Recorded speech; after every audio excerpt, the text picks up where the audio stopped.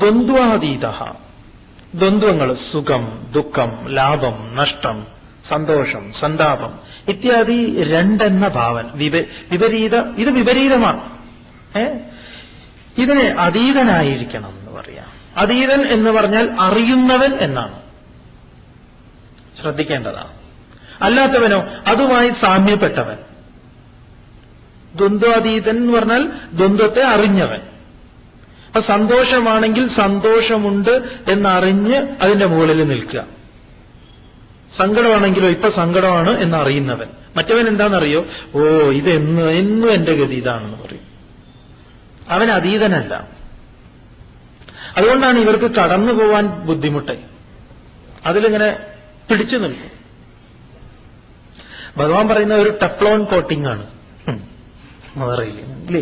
നമ്മുടെ ഇപ്പൊ ചീനച്ചട്ടിയൊക്കെ അതാണല്ലോ, എണ്ണ പുരട്ടേണ്ട ആവശ്യമില്ല, ടെഫ്ലോൺ അല്ലേ? ഇപ്പോഴത്തെ എഡ്യൂക്കേഷൻ ഒരാൾ നിർവചിച്ചത് അങ്ങനെയാണ്, ടെഫ്ലോൺ എഡ്യൂക്കേഷൻ. കാരണം ഒട്ടിപ്പിടിക്കില്ല, 12 കഴിഞ്ഞു പോന്നാലും ഒന്നും ഉണ്ടാവില്ല. അതെ, ക്ലീനാണ്. മറ്റേലൊക്കെ എന്തെങ്കിലുമൊക്കെ അവശേഷിക്കും. വിമത്സരഹ, മാത്സര്യം ഒഴിയ. അതും കാരണം കർമ്മഫലത്തില് നമുക്ക് മത്സരം ഉണ്ടാവും. നമുക്ക് നമ്മളോടുണ്ടാവും, അതുപോലെ ചുറ്റുപാടിനോടും ഉണ്ടാവും. വിമത്സരഹ, മാത്സര്യം ഒഴിഞ്ഞിട്ടുള്ള ഭാവം. സിദ്ധൗ, സിദ്ധിയിൽ കിട്ടിയിട്ടുള്ളതിൽ സിദ്ധൗ, അസിദ്ധൗ കിട്ടാത്തതിൽ. സമ, തുല്യത. ഒന്നിന്റെ സാന്നിധ്യം, ഒന്നിന്റെ അസാന്നിധ്യം, തന്നിൽ ഇളക്കമില്ലായിക. ഇത് തന്നെ. ഒന്ന് ഉണ്ടായിരിക്കെ ഒന്ന് ഇല്ലാതിരിക്കെ തനിക്ക് യാതൊരു വിഷമവുമില്ല. അപ്പൊ നിങ്ങൾ ഈ അഭിനയം കുറച്ച് നിർത്തണം. മകനിപ്പോ അമേരിക്കയിലാന്നുള്ളതാ സ്വാമി എന്റെ വിഷമം. എന്നാ ശരി, അവൻ സ്ഥിരം ഇവിടെ ഇരുന്നാലോ? അയ്യോ, അവന് എവിടെ ഒരു ജോലി ഇല്ലല്ലോ എന്നതാ എന്റെ വിഷമം. ഈ അഭിനയം നിർത്തണം. അവൻ അവിടെ കഴിയുന്നതിൽ എനിക്ക് സന്തോഷമുണ്ട്, കാരണം അവൻ നല്ലൊരു നിലയില്ല. അതേസമയം അവന്റെ സാന്നിധ്യം എനിക്ക് എപ്പോഴും ഇല്ല എന്നുള്ളത് പറ്റില്ലല്ലോ.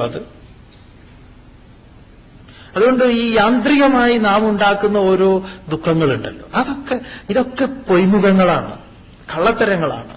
അതൊക്കെ അഴിച്ചു വെക്കാനാണ് പറയുന്നത്. അപ്പൊ കിട്ടിയതിലുള്ളതിലും, സിദ്ധിയിലും അസിദ്ധിയിലും, ഉള്ളതിലും ഇല്ലായ്മയിലും സമ, തുല്യഭാവം ഉള്ളവനായിട്ട്. കൃത്വ അപി, അങ്ങനെയുള്ളവൻ ചെയ്താലും, ചെയ്യുന്നുവെങ്കിലും ന നിബദ്ധ്യത, ബന്ധിക്കപ്പെടുന്നില്ല. അപ്പൊ കർമ്മം ബന്ധിക്കുന്നത് ആരെയാണ്? ഇതാ ഇങ്ങനെയൊക്കെ ഇല്ലാത്തവരെയാണ്. ഇപ്രകാരത്തിൽ ഒരുവൻ കർമ്മം ചെയ്യുന്നുവെങ്കിലോ അവനെ യാതൊരു തരത്തിലും കർമ്മങ്ങൾ ബന്ധിക്കുന്നില്ല. അവൻ കിട്ടിയതിൽ സന്തോഷവാനാണ്. എന്ത് കിട്ടിയാലും അവൻ സന്തോഷവാനാണ്. എതിർച്ച ലാഭ സന്തുഷ്ട എന്ന് പറയാം. കേട്ടിട്ടില്ലേ നിങ്ങൾ ആ മഴു വെള്ളത്തിൽ വീണ കഥ? ഇല്ലേ? ഇല്ല. ഒരു പാവ മരം വെട്ടുകാരൻ നദീതീരത്തുനിന്ന് മരം വെട്ടുമ്പോ മഴ വെള്ളത്തിൽ വീഴും. ഭഗവാനോട് പ്രാർത്ഥിക്കും. ഭഗവാൻ മഴ എടുത്തു കൊടുത്തിട്ട് ചോദിക്കും, ആദ്യം ഒരു സ്വർണ്ണമഴുവോ വെള്ളിമഴുവോ എടുക്കും തോന്നുന്നു. അതെ, വെള്ളിമഴു ചോദിക്കും, ഇതാണോ നിന്റെ മഴു? അപ്പൊ അവൻ പറയും സത്യസന്ധനായതുകൊണ്ടല്ല എന്ന്. വീണ്ടും ഭഗവാൻ സ്വർണ്ണമഴു കൊണ്ടുവന്നു. ഇതാണോ ചോദിച്ചു? അല്ല പറഞ്ഞു. വീണ്ടും എന്താ 3 മഴുവും കൂടെ, അല്ല ഇരുമ്പ് മഴു, അവന്റെ ഒറിജിനൽ മഴു കൊടുത്തു. അപ്പോ അവൻ പറഞ്ഞു അതാണെന്ന്. അപ്പൊ ഭഗവാന് സന്തോഷമായി. 3 മഴു കൊടുത്തു എന്ന കഥ.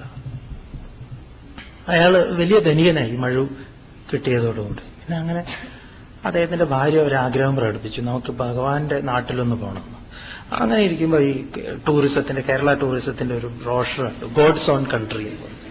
അപ്പൊ അവിടുത്തെ തൃശ്ശൂർ പൂരത്തിന്റെ ഒരു വലിയ ഒരുപാട് ആനയുടെ പടങ്ങളൊക്കെ കൊടുത്ത്. അപ്പൊ ഭാര്യ പറഞ്ഞു, എന്തായാലും നമുക്ക് അവിടെ ഒന്ന് പോവാം. അങ്ങനെയാണ് ഒരു തൃശ്ശൂർക്ക് വന്നു. പൂരപ്പറമ്പിൽ പൂരം ഗംഭീരമായിട്ട് കുടമാറ്റം അത് ഇതൊക്കെ നടക്കുന്നു. പെട്ടെന്ന് ആന ശബ്ദം ഉണ്ടാക്കിയപ്പോൾ ആരോ പറഞ്ഞു ആന ഓടിയുന്നു. ആൾക്കൂട്ടത്തില് ആളുകളൊക്കെ ചിന്ന ഭിന്നമായപ്പോ അദ്ദേഹത്തിന് ഭാര്യയെ നഷ്ടപ്പെട്ടു എന്നാണ്. അദ്ദേഹം ആലിന്റെ ചുവട്ടിൽ വടക്കുന്നാഥിന്റെ മുമ്പ് പോയിരുന്ന് ഭഗവാനോട് പറഞ്ഞു, ഭഗവാനെ രക്ഷിക്കണേ, എന്റെ ഭാര്യയെ കാണാൻ.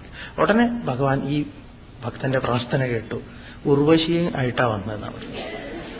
ചോദിച്ചു, ഭക്ത ഇതാണോ? അവൻ പറഞ്ഞു അതേന്ന്. ഭഗവാൻ ഒട്ടന്നെ കിണ്ടിയും വെള്ളവും എടുത്തു എന്നാ ശപിക്കാൻ. അപ്പോഴാ അവൻ പറഞ്ഞത്, ഞാൻ ഗീതയൊക്കെ പഠിച്ചിട്ടുണ്ട്, ഇപ്പൊ ഞാൻ കിട്ടിയതിൽ സന്തോഷനാണ്. കാരണം എന്താണ് അവൻ പറഞ്ഞു എന്നാ. കാരണം ഞാനേ ഇതല്ല എന്ന് പറഞ്ഞാൽ അങ്ങ് രംഭയെ കൊണ്ടുവരും, പിന്നെ മൂന്നാമത് എന്റെ ഭാര്യയെ കൊണ്ടുവരും, എന്നിട്ട് 3 പേരെയും കൂടെ വെച്ചോളാൻ പറയും. ഒരാളെ തന്നെ ഉറപ്പിക്കുന്നത് എനിക്കറിയാം. അതുകൊണ്ട് ഞാൻ ഇപ്പം എതിർച്ചയാലാത്ത സന്തോഷം, എന്ത് കിട്ടിയാലും ഞാൻ അതിൽ സന്തോഷവാനാണ്. ഏത് കാര്യത്തിലും. കാറ് ഇതുപോലെ എന്താ പറയാ, തിരക്കുള്ള സ്ഥലത്ത് പാർക്ക് ചെയ്തിട്ട് ഒരുപോലെ എന്റെ കാറ് ചാവിയിട്ട് തുറന്ന സമയത്ത് വണ്ടി അങ്ങോട്ട് തുറന്നുപോയി.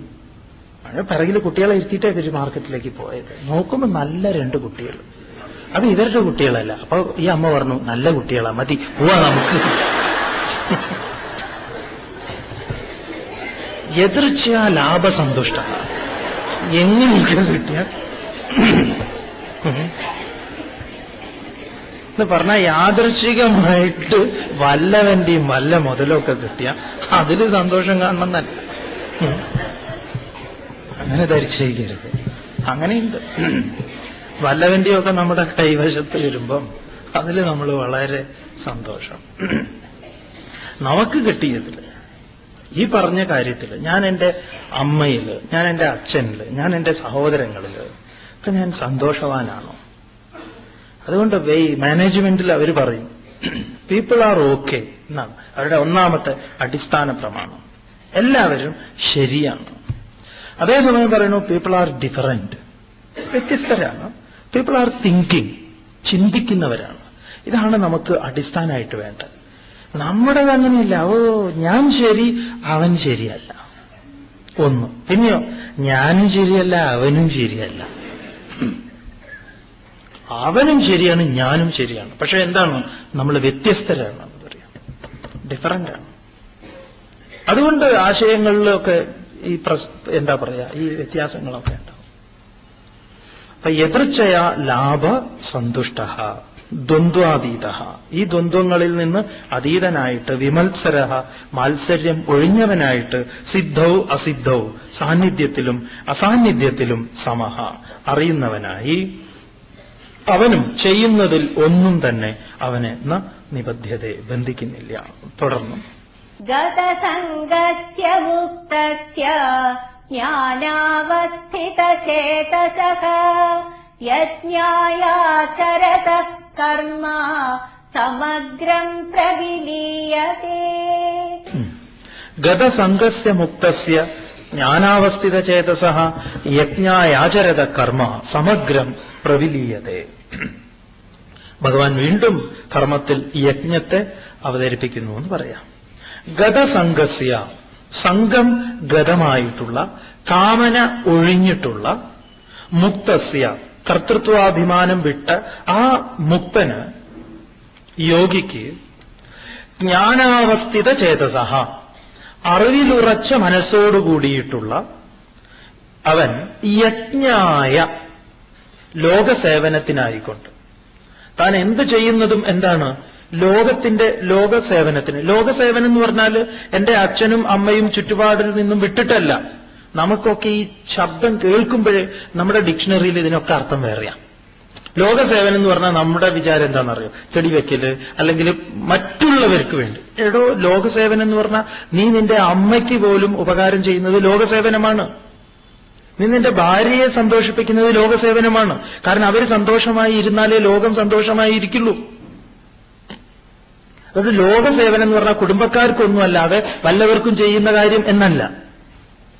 തന്റെ ചെയ്തികളെല്ലാം മറ്റുള്ളവർക്ക്, മറ്റുള്ളതിന് അനുഗ്രഹമാകുന്ന വിധത്തിൽ താൻ ചെയ്യുന്നത്, അതിനെയാണ് യജ്ഞം എന്ന് പറയാം. കാരണം നിന്നെ ഉണ്ടാക്കിയിരിക്കുന്നതേ യജ്ഞം കൊണ്ടാണ്. നിന്റെ കൈ പൊങ്ങണമെങ്കിൽ ഒരുപാട് പ്രവർത്തനങ്ങൾ ഉള്ളിൽ നടക്കണം. അതിന്റെ ഭാഗമായിട്ടാണ് അത് പൊങ്ങുന്നത്. അല്ലാതെ എല്ലാവർക്കും പൊങ്ങുന്നില്ലല്ലോ, അല്ലേ? ചിലപ്പോഴൊക്കെ തളർന്നു പോകുന്നില്ലേ? അപ്പൊ അതിന് പലരുടെയും യജ്ഞം ആവശ്യമാണ്. അങ്ങനെ ജ്ഞാനാവസ്ഥിത ചേതസനായിട്ടുള്ള അവൻ യജ്ഞായ ആചരത കർമ്മ, ഈ ലോകസംഗ്രഹാർത്ഥം ലോകസേവനത്തിനായിക്കൊണ്ട് കർമാനുഷ്ഠാനം ചെയ്യുന്നവന് കർമ്മം സമഗ്രം പ്രവിലീയത, ഒന്നൊഴിയാതെ അവന്റെ എല്ലാ കർമ്മങ്ങളും സന്താനോത്പാദനം മുതൽ, അതുകൊണ്ടാണ് വ്യാസൻ അതിൽ സംഘമില്ലാതിരുന്നത്. വ്യാസർക്ക് പുത്രനോട് സംഘമില്ലല്ലോ, ആരോടും ഉണ്ടായിട്ടില്ല സംഘം. കാരണം ലോകസംഗ്രഹത്തിനായിക്കൊണ്ടാ. ഞാൻ പുത്രനെ ജനിപ്പിച്ചതേ ലോകസംഗ്രഹത്തിനായിട്ടാണ്, അല്ലാതെ അവനെ ഞാൻ പകരം ചോദിക്കാനായിട്ടല്ല.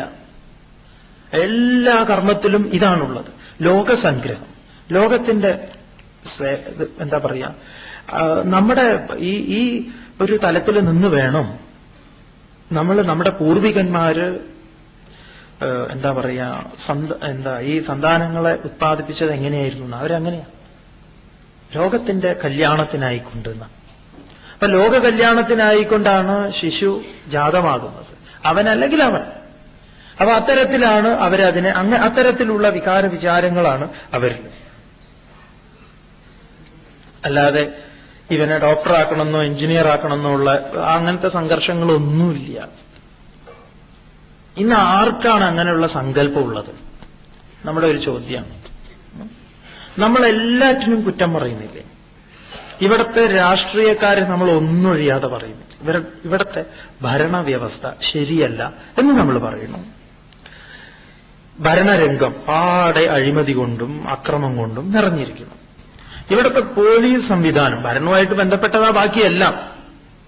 അതിപ്പോ വിദ്യാഭ്യാസ രംഗമായാലും ആരോഗ്യരംഗമായാലും കാർഷിക രംഗമായാലും ഏത് വ്യവസായ രംഗത്തെല്ലാം നമ്മൾ ച്യുതി കാണുന്നു. എന്നാ ശരി, എന്റെ കുട്ടി ഇതാ എന്റെ ഉദരത്തിലിരിക്കുന്നു ഇപ്പോ ഒരുവൻ അല്ലെങ്കിൽ ഒരുവൾ, ഇവള് അല്ലെങ്കിൽ ഇവൻ, ഇതിലേതെങ്കിലും ഒരു പ്രശ്നം പരിഹരിക്കാൻ പോന്നവളാകട്ടെ എന്ന സങ്കല്പം ഗർഭം ധരിച്ച് ഏതെങ്കിലും ഒരു മാതാവിന്, ഏതെങ്കിലും അതിന് ജന്മം കൊടുക്കാൻ കാരണമായി വർത്തിച്ച പിതാവിനുണ്ടോ? എടോ, ഉണ്ടെങ്കിൽ മാത്രമേ നിനക്ക് ഇതിനെ വിമർശിക്കാനുള്ള അധികാരമുള്ളൂ. ഇത് വയറ് കാണാൻ പോവുക എന്ന് പറഞ്ഞ ഒരു ചടങ്ങുണ്ട്. പോകുമ്പോൾ തന്നെ അവിടെ പോയിട്ട് പറയുന്നത് എന്താണെന്നറിയാം, എന്റെ മോളെ പെൺകുട്ടിയാണെങ്കിൽ അല്ലെങ്കിൽ പറയാം, എന്താ ഇപ്പൊ സ്കൂളിലൊക്കെ ഫീസ് ഡൊണേഷൻ, നീ ഏത് സ്കൂളിലാണ് അഡ്മിഷൻ ചോദിച്ചിരിക്കുന്നത്? 1 മാസം 2 മാസമായിട്ടേ ഉള്ളൂ. അല്ലേ? അത് തമാശയായിട്ട് നമുക്ക് തോന്നാം. പക്ഷെ നമ്മുടെയൊക്കെ ചിന്തകൾ എന്താ ഇത്തരത്തിലല്ലേ? പിന്നെ ആൺകുട്ടിയാണോ, നിനക്ക് ഏതാ ഇഷ്ടം ചോദിക്കാം അവരോട്, ആ പെണ്ണിനോട് ചോദിക്കാം. അപ്പൊ ആദ്യത്തേതാണ്, എനിക്ക് എന്തായാലും കുഴപ്പമില്ല, എന്തായാലും പശുക്കുട്ടിയാവില്ല എന്ന് ഉറപ്പാണ്. അപ്പൊ അവരുടെ പെണ്ണിന്റെ വീട്ടുകാർ നേർന്നിരിക്കണു. ആൺകുട്ടിയാണെങ്കിൽ ഗുരുവായൂർ കൊണ്ട് ഊണ് കൊടുക്കും, പെൺകുട്ടിയാണെങ്കിൽ തിരുപ്പതി കൊണ്ടുപോയി മുട്ടയടിക്കും. ഇതിലപ്പുറത്ത് സ്വാമി കുറച്ചൊന്നും ഇതായിട്ട് ചോദിക്കട്ടെ, എവിടെയെങ്കിലും കൊണ്ടുപോയി ഊണ് കൊടുക്കുന്നോ, എവിടെയെങ്കിലും കൊണ്ടുപോയി മുട്ടയടിക്കുമെന്നോ അല്ലാതെ ഈ ലോകത്തിന്റെ പ്രശ്നം പരിഹരിക്കാൻ പോന്നവൾ ആകട്ടെ ഇവനെന്ന ഒരു അനുഗ്രഹ വചനം, അറ്റ്ലീസ്റ്റ് ഒരു തോട്ട് നമ്മുടെ മണ്ടയ്ക്കകത്തുണ്ടാവുന്നുണ്ടോ? എന്നിട്ട് പിന്നെ എന്തിനാ നമ്മളിതിനെ വിമർശിക്കുന്നത്? അത്തരത്തിലുള്ള സങ്കല്പത്തോടുകൂടിയ ശിശുക്കൾ ഇവിടെ ജാതമാകട്ടെ, അതാണ് ആവശ്യം. ഇതൊന്നുമില്ലാതെ വെറുതെ ഇങ്ങനെ വിമർശിക്കുക. അപ്പൊ ആ ഒരു ത്യാഗത്തിൽ നിന്ന് സന്താനം പോലും ലോകത്തിന്റെ കല്യാണത്തിനായിട്ടാണ് ഉണ്ടാകുന്നത്. ഏതെടുത്തിങ്ങനെ താരാട്ട് പാടുമ്പോൾ തന്നെ ആരാരോ ഇവൻ ഏത് പോക്കിരിയാണോ, എന്താ പറയാ, ഇവൻ എന്തായിത്തീരും ഭഗവാനെ, കാട്ട് കള്ളൻ. പിന്നെ അവൻ LKG അവനൊരു പ്രസന്ന വേഷത്തിന് അവൻ പങ്കെടുത്തിട്ടുണ്ട്. അതിന്റെ ഫോട്ടോ വലുതായി ലാമിനേറ്റ് ചെയ്ത് വെച്ചിട്ടുണ്ട്. വീരപ്പൻ, കപ്പട മീശയൊക്കെ. അവൻ ചെറുപ്പത്തിൽ തന്നെ താതാത്മ്യം പ്രാപിച്ചിട്ടുള്ള ഒരു വ്യക്തിത്വമാണ്. വലുതായിട്ട് ആയിട്ടില്ലെങ്കിൽ അത്ഭുതം.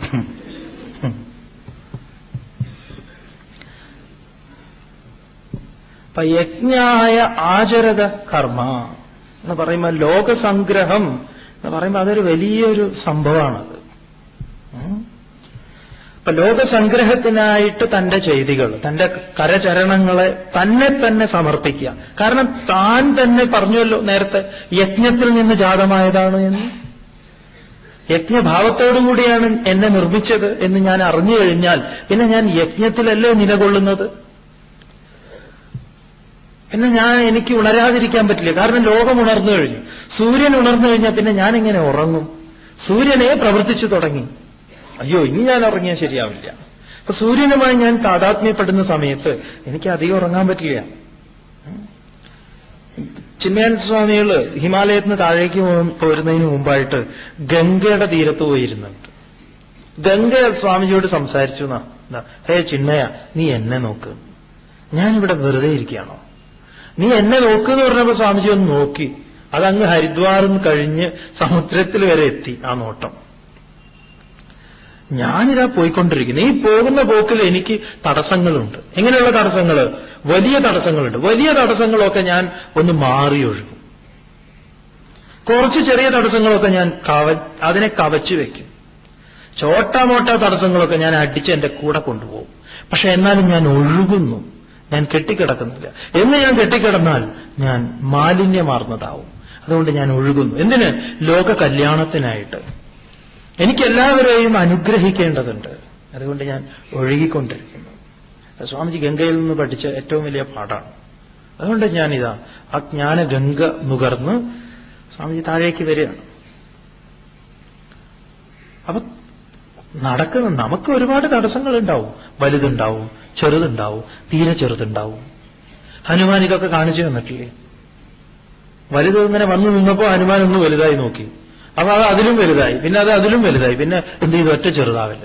പിന്നെ അതിന്റെ ഉള്ളിൽ കൂടെ കടന്നു പോകുന്നു, സലാം പറഞ്ഞു. അല്ലേ? വിശ്രമ രൂപത്തിൽ ഹനുമാനോട് പറഞ്ഞു, ഇരുന്ന് വിശ്രമിച്ച് കാപ്പിയൊക്കെ കുടിച്ചു പോവാം. തന്നിൽ നിന്ന് തന്നെ ചായ തന്റെ തടസ്സമായി നിലകൊണ്ടു എന്ന് പറയാം. അതിനെയൊക്കെ അതിജീവിച്ചു. അപ്പം പറഞ്ഞു വരുന്നത്, ലോകത്തിന്റെ കല്യാണത്തെ കാണുമ്പം നമ്മുടെ കർമ്മത്തിന്റെ പരിശുദ്ധി, അതിന്റെ പൂർണ്ണത, സമഗ്രം എന്ന് പറഞ്ഞാൽ ഒന്നൊഴിയാതെ പ്രവിധീയതേ എല്ലാം ഭസ്മീകൃതമാകുന്നു. അടുത്തത് ഗംഭീര ശ്ലോകം എന്ന് പറഞ്ഞാൽ ഗംഭീര ശ്ലോകം. ബ്രഹ്മാർപ്പണം ബ്രഹ്മഹവി, അതിഗംഭീരം. ആരാണോ കർമ്മത്തിൽ അകർമ്മത്തിൽ കർമ്മത്തെയും കാണുന്നത്, അവനാണ് മനുഷ്യന്മാരിൽ ബുദ്ധിമാൻ.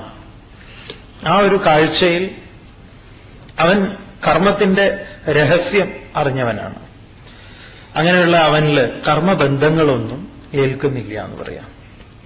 അപ്പൊ സമഷ്ടിയിൽ കാണുന്ന എല്ലാ ചലനങ്ങളും, ആ ചലനങ്ങൾക്ക് മുഴുവൻ ചലിക്കാത്ത ഒരു ആധാരം.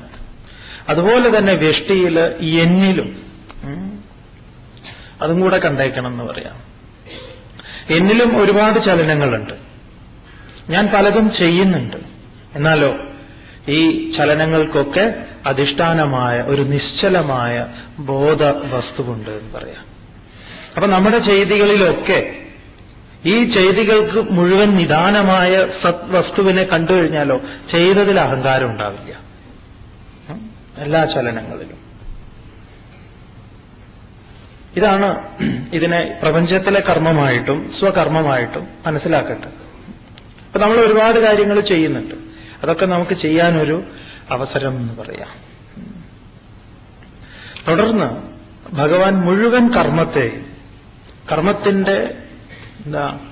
കർമ്മത്തെ സമർപ്പിക്കേണ്ടത് എങ്ങനെയാണ്? 4-ാം അധ്യായത്തിലെ ഈ 24-ാമത്തെ ശ്ലോകം വളരെ വളരെ പ്രധാനപ്പെട്ട ശ്ലോകമാണ്. നോക്കാം. ബ്രഹ്മാർപ്പണം ബ്രഹ്മഹവിഃ ബ്രഹ്മാഗ്നൗ ബ്രഹ്മണാഹുതം ബ്രഹ്മൈവ തേന ഗന്ധവ്യം ബ്രഹ്മകർമ്മ സമാധിനാ. ഇവിടുന്ന് മുതൽ അങ്ങോട്ട് ഭഗവാൻ യജ്ഞ പ്രകരണം ആരംഭിക്കുകയാണ്. കർമ്മത്തെ യജ്ഞമാക്കുക. എല്ലാ കർമ്മങ്ങളെയും നിങ്ങൾ ഇനി മുൻപിലേക്കുള്ള ഭാഗങ്ങളൊക്കെ കാണുമ്പോൾ അത്ഭുതപ്പെടുന്നു പറയാം. ഒന്നൊഴിയാത്ത എല്ലാ കർമ്മങ്ങളെയും യജ്ഞമാക്കുന്നത് എങ്ങനെയാണ്? അപ്പൊ യജ്ഞം ഭഗവത്ഗീതയ്ക്ക് മുൻപ് ഏതെങ്കിലും ഒരു ഹോമകുണ്ഡത്തിൽ ഹവിസർപ്പിക്കുന്ന ഒരു ഏർപ്പാട് യജ്ഞം തന്നെയാണ്. അതുപോലെ ഇവിടെ വേറെ കുറെ യജ്ഞങ്ങളെക്കുറിച്ച് പറയുന്നുണ്ട്. അതിലാദ്യമായിട്ട് പറയുന്നു, ബ്രഹ്മാർപ്പണം, ബ്രഹ്മഹവി, ബ്രഹ്മാഗ്നൗ, ബ്രഹ്മണാഹുതം, ബ്രഹ്മൈവ തേന ഗന്ധവ്യം, ബ്രഹ്മകർമ്മ സമാധിന. അർപ്പണം ബ്രഹ്മ, ബ്രഹ്മാർപ്പണം. അർപ്പണം എന്ന് പറഞ്ഞാൽ അർപ്യതേ ഇതി അർപ്പണം. അർപ്പിക്കുക എന്ന് പറഞ്ഞാൽ സമർപ്പിക്കുക. സമർപ്പണത്തില് ഞാനില്ല എന്ന് പറയാം. ഞാൻ സമർപ്പിച്ചു എന്ന് പറയുമ്പം പറയുന്നത് തെറ്റാണത്. ഞാൻ സമർപ്പിച്ചു എന്ന് പറയാൻ പറ്റില്ല. സമർപ്പിക്കലേ ഉള്ളൂ. ഞാനുള്ളിടത്തോളം കാലം സമർപ്പണം നടക്കില്ല എന്ന് പറയാം. അതുകൊണ്ടാണ് ഇതെന്ന മമ എന്ന് പറയുന്നത്, ഇതെന്റേതല്ല എന്ന് പറയുന്നത് സമർപ്പണത്തിൽ. അർപ്പണം ബ്രഹ്മ. ഒരു ഹോമം ചെയ്യാം. ഹോമക്രിയയായിട്ട് ഇവിടെ പറയുകയാണെങ്കിൽ തന്നെ അതില് ആ ക്രിയയില് എന്താണ് അത് അർപ്പിക്കുന്നത്? എവിടെയാണ് അത് അർപ്പിക്കുന്നത് എന്ന് ചോദിച്ചാൽ ബ്രഹ്മത്തിലാണ്. അതായത് എന്റെ അർപ്പണം എന്നത് തന്നെ ബ്രഹ്മം. ഇവിടെ ഭഗവാൻ എന്താണ് ഈ ഹോമത്തിന്റെ 5 ഘടകങ്ങളെ അവതരിപ്പിക്കുകയാണ്. ഹോമത്തില് 5 ഘടകങ്ങളുണ്ട്. ഈ 5 ഘടകങ്ങളും വേറെ വേറെയാണ് എങ്കിലും ഹോമത്തില് ഭഗവാൻ ഇവിടെ ഒന്നായിട്ട് അതിനെ അവതരിപ്പിക്കുന്നു. ഹോമത്തിലെ വൈവിധ്യമാർന്ന 5 ഘടകങ്ങളെ ഭഗവാൻ ഒരു നൂലുകൊണ്ട്, ബ്രഹ്മമാകുന്ന നൂലുകൊണ്ട് ഒന്നാക്കുന്നു. എന്തൊക്കെയാണെന്ന് നോക്കാം നമുക്ക്. ആദ്യം അർപ്പണം എന്നത് ബ്രഹ്മാർപ്പണം, അല്ലെങ്കിൽ ബ്രഹ്മയജ്ഞം, ബ്രഹ്മപൂജ, ഇതെല്ലാം ബ്രഹ്മാർപ്പണം. പറയുന്നു ഹവി ബ്രഹ്മ. ഹവിസ് ഹോമത്തിന്റെ സാധനം. എന്തൊക്കെയാണോ ഹോമത്തിലേക്ക് അർപ്പിക്കുന്നത് ആ ഹവിസിനെ ഇവിടെ പറയുന്നു. എന്താണ് ഹവിസ് എന്ന് പറഞ്ഞാൽ ഹോമദ്രവ്യം എന്നാ. ഹൂയതേ ഇതി ഹവിസ്ന, ഹോമിക്കുന്നത്. ഇപ്പം ആജ്യം നെയ് ഹവിസാണ്. അതുപോലെ എള്ള്, അങ്ങനെ പലതുണ്ട് ഹവിസായിട്ട്. അതെന്താണ്? ഹവി ബ്രഹ്മ, അതും ബ്രഹ്മമാണ്. ബ്രഹ്മാഗ്നൗ, അഗ്നി ഏതാണ്? ബ്രഹ്മമാണ്. ബ്രഹ്മമാകുന്ന അഗ്നിയിൽ ബ്രഹ്മണ, ബ്രഹ്മമാകുന്ന ഹോതാവിനാൽ, കർത്താവിനാൽ. ആരാണ് ആ ഹോമം ചെയ്യുന്നത്? അവനെ ബ്രഹ്മണ. ആ ബ്രഹ്മമാകുന്ന കർത്താവിനാൽ ഹുതം. ഹുതം എന്ന് പറഞ്ഞാൽ ഹോമിക്കുന്നു. ഹവനക്രിയയാണ് ഹുതം എന്ന് പറയാം. ഹോമിക്കുന്നു. എന്നിട്ടോ ബ്രഹ്മകർമ്മ സമാധിന, ബ്രഹ്മമാകുന്ന സമാധിയിൽ മനസ്സിനെ ഉറപ്പിച്ച് തേന, അതിലൂടെ എന്തുണ്ടാവുന്നു? ഗന്ധവ്യം ബ്രഹ്മ, പ്രാപിക്കുന്നതും ബ്രഹ്മം.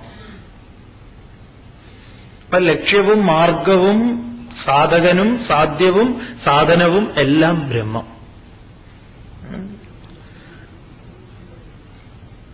അതാണ് സദാശിവ ബ്രഹ്മേന്ദ്രൻ സർവം ബ്രഹ്മമയം രേ സർവം ബ്രഹ്മമയം എന്ന് പാടിയത്.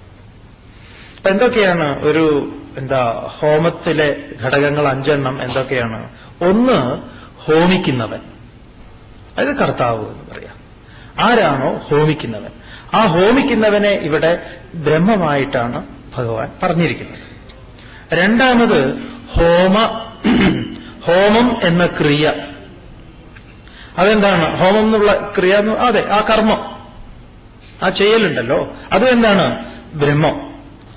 പിന്നെ ഹോമത്തിനായിട്ടുള്ള ദ്രവ്യം ഹവിസ്, അതെന്താണ്? ബ്രഹ്മം. പിന്നെ ഹോമത്തിന്റെ ആ കരണം, ഹോമാദി കരണം എന്ന് പറയും, അതായത് മാർഗം, അതെന്താണ്? ബ്രഹ്മം. പ്രാപ്യസ്ഥാനം എന്താണ്? അതും ബ്രഹ്മം. ബ്രഹ്മല്ല, ബ്രഹ്മം. ചെറിയ വ്യത്യാസമേ ഉള്ളൂ കേൾവിയിൽ തന്നെ. അപ്പൊ രാവിലെ മുതൽ എന്തൊക്കെ നമ്മൾ ചെയ്യുന്നുവോ അതെല്ലാം ബ്രഹ്മമാണ്, ബ്രഹ്മപൂജയാണ്, ബ്രഹ്മയജ്ഞമാണ്. ഒരു സംശയവും വേണ്ട. രാവിലെ എഴുന്നേൽക്കുന്നു, ആരെഴുന്നേൽക്കുന്നു? ബ്രഹ്മം. ബാത്റൂമിലേക്ക് പോകുന്നു, ബ്രഹ്മം എടുക്കുന്നു, ബ്രഹ്മം തുറക്കുന്നു, ബ്രഹ്മം വയ്ക്കുന്നു, ബ്രഹ്മപൂജ ചെയ്യുന്നു. ബ്രഹ്മയജ്ഞം, സർവം ബ്രഹ്മമയം, ഒന്നും വേറെയല്ല എന്ന് പറയാം. എല്ലാം എല്ലാം ഒന്ന് തന്നെ. വേറെ ഒന്നും വേറെ എന്ന് പറയാൻ പറ്റില്ല. വേറെയായിട്ട് ഇവിടെ യാതൊന്നും തന്നെ ഇല്ല. അങ്ങനെ ഇവിടെ ഒരു ആരംഭവും പരിസമാപ്തിയുമുണ്ട്. ഈ ആരംഭത്തിൽ തന്നെ ബ്രഹ്മത്തെ വെച്ചുകൊണ്ടാണ്, പരിസമാപ്തിയും ബ്രഹ്മം തന്നെ. അതാണ് ഈ ശ്ലോകത്തിന്റെ ഏറ്റവും മഹനീയമാർന്ന ഭാവം. മറ്റതിനൊക്കെ ഒരു ആരംഭം കുറച്ച് താഴേന്നായിരിക്കും, അതൊന്ന് പടിപടിയായിട്ട് മുകളിൽ പോയിട്ടാണ് ബ്രഹ്മത്തിൽ കലാശിക്കുക. ഇത് ആരംഭവും ബ്രഹ്മം, ഒടുക്കവും ബ്രഹ്മം, തുടക്കവും ഒടുക്കവും മധ്യവും എല്ലാം ബ്രഹ്മം. ഈ ഭാവത്തിലായിരിക്കണം നമ്മുടെ കർമ്മങ്ങൾ എന്ന് ഭഗവാൻ പറയും. ബ്രഹ്മാർപ്പണം, ബ്രഹ്മഹവി, ബ്രഹ്മാഗ്നൗ, ബ്രഹ്മണാഹുതം, ബ്രഹ്മൈവ തേന ഗന്ധവ്യം, ബ്രഹ്മകർമ്മ സമാധിന. അതുകൊണ്ടാണ്, അതായത് ആരാണോ അന്നം കഴിക്കുന്നതിന് മുൻപായിട്ട് വെള്ളം എടുത്ത് ബ്രഹ്മാർപ്പണം, ബ്രഹ്മഹവി, ബ്രഹ്മാഗ്നൗ, ബ്രഹ്മണാഹുതം, ബ്രഹ്മൈവ തേന ഗന്ധവ്യം, ബ്രഹ്മകർമ്മ സമാധിന. ഓം പ്രാണായ സ്വാഹ, ഓം അപാനായ സ്വാഹ, ഓം വ്യാനായ സ്വാഹ, ഓം സമാനായ സ്വാഹ, ഓം ബ്രഹ്മണേ സ്വാഹ കഴിക്കണം. പ്രാണ, അപാന, വ്യാന, ഉദാന സമാനന്മാർക്കൊക്കെ കൊടുത്ത് ഇതാ അവർക്കൊക്കെ ഉള്ളതാണ്, അവർക്കായിക്കൊണ്ട് ഞാനിതാ അന്നത്തെ സ്വീകരിക്കുന്നു. അപ്പം ഭക്ഷണം കഴിക്കുക എന്നുള്ളത് എന്താണ്? ഒരു പൂജയാണ്, ബ്രഹ്മപൂജയാണ്. അപ്പൊ കഴിക്കുന്ന ഞാൻ ബ്രഹ്മമാണ്, കാരണം ആ ബ്രഹ്മത്തിൽ നിന്നുണ്ടായതാണ്. അന്നം ബ്രഹ്മേതി വ്യജാനാത് അന്നാദ്യേവ കൽവിമാനി ഭൂതാനി ജായന്തേ അന്നേന ജാതാനി ജീവന്തി യത് പ്രയന്ത്യപി സംവിശന്തീതി. അന്നത്തിൽ നിന്നാണ് ഇത് ജാതമായത്, അന്നത്തിൽ നിലകൊള്ളുന്നു, അന്നത്തിലേക്ക് വിലയിക്കുന്നു. അതുകൊണ്ട് അന്നം ബ്രഹ്മമാണ്. അന്നം ന നിന്ദ്യാ തദ്വ്രതം എന്നൊക്കെ വേദത്തിൽ പറഞ്ഞിട്ടുണ്ട്. അപ്പം ഈ ഭക്ഷണം കഴിക്കുന്നതിന് മുൻപെങ്കിലും ഈ ഒരു ചിന്ത വേണം. അപ്പം ബ്രഹ്മഭാവത്തോടുകൂടി നമ്മൾ ചെറുപ്പത്തിൽ തന്നെ കുട്ടികളെ ഇതൊക്കെ പറഞ്ഞു കൊടുത്ത് ശീലിപ്പിച്ചു കഴിഞ്ഞാൽ അവർക്ക് അതിനെ നിഷേധിക്കാൻ തോന്നില്ല. അതില്ലാത്തത് കൊണ്ടാണ് അതിനെ തട്ടി മാറ്റാനൊക്കെ തോന്നുന്നത്. അത് ബ്രഹ്മമാണ്, അതാണ് നീയായിട്ടിരിക്കുന്നത്, ഞാനായിട്ടിരിക്കുന്നത്.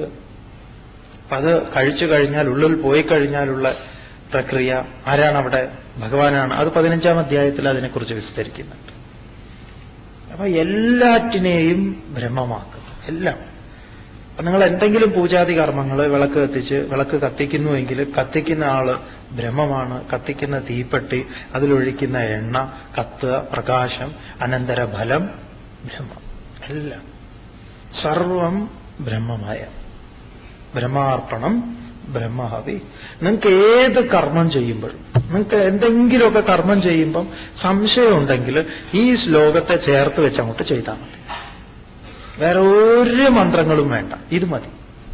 ഏത് കർമ്മവും. കക്കാൻ പോണെങ്കിൽ അതുപോലും ചെയ്തു. ബ്രഹ്മാർപ്പണം, ബ്രഹ്മഹവി, ബ്രഹ്മാഗ്നോ, ബ്രഹ്മ. എല്ലാ കർമ്മങ്ങൾക്കും അനുയോജ്യമായിട്ടുള്ളൊരു മന്ത്രമാണ്. ഒരു സംശയവും വേണ്ട. അതുകൊണ്ട് കാണാതെ പഠിച്ചു വെച്ചുള്ളൂ. ഭക്ഷണം കഴിക്കുന്ന സമയത്ത് മാത്രമല്ല, ചിലർക്കിത് കഴിഞ്ഞാൽ ഉടനെ വിശക്കാൻ തുടങ്ങുമെന്ന് പറയും. കാരണം ഇത് ശീലിച്ചു പോയി അങ്ങനെ. അതുകൊണ്ട് ഇതിനെ ചില പുസ്തകങ്ങളിലൊക്കെ ഭോജനമന്ത്രം എന്നെഴുതി കണ്ടിട്ടുണ്ട്. അങ്ങനെ പറയുന്നത് തെറ്റാണ്. ഭോജനമന്ത്രം എന്ന് പറയുന്നത് ഭഗവത്ഗീത 4-ാം അധ്യായത്തിലെ 24-ാമത്തെ ശ്ലോകമാണ്. അപ്പൊ ആശ്രമത്തിലൊക്കെ ഇത് ചൊല്ലിയിട്ടേ കഴിക്കാവുന്ന. അപ്പൊ ഈ മടിയന്മാരായ കുട്ടികള് 4:24 എന്താ 4-ാം അധ്യായത്തിൽ 24-ാമത്തെ ശ്ലോകം.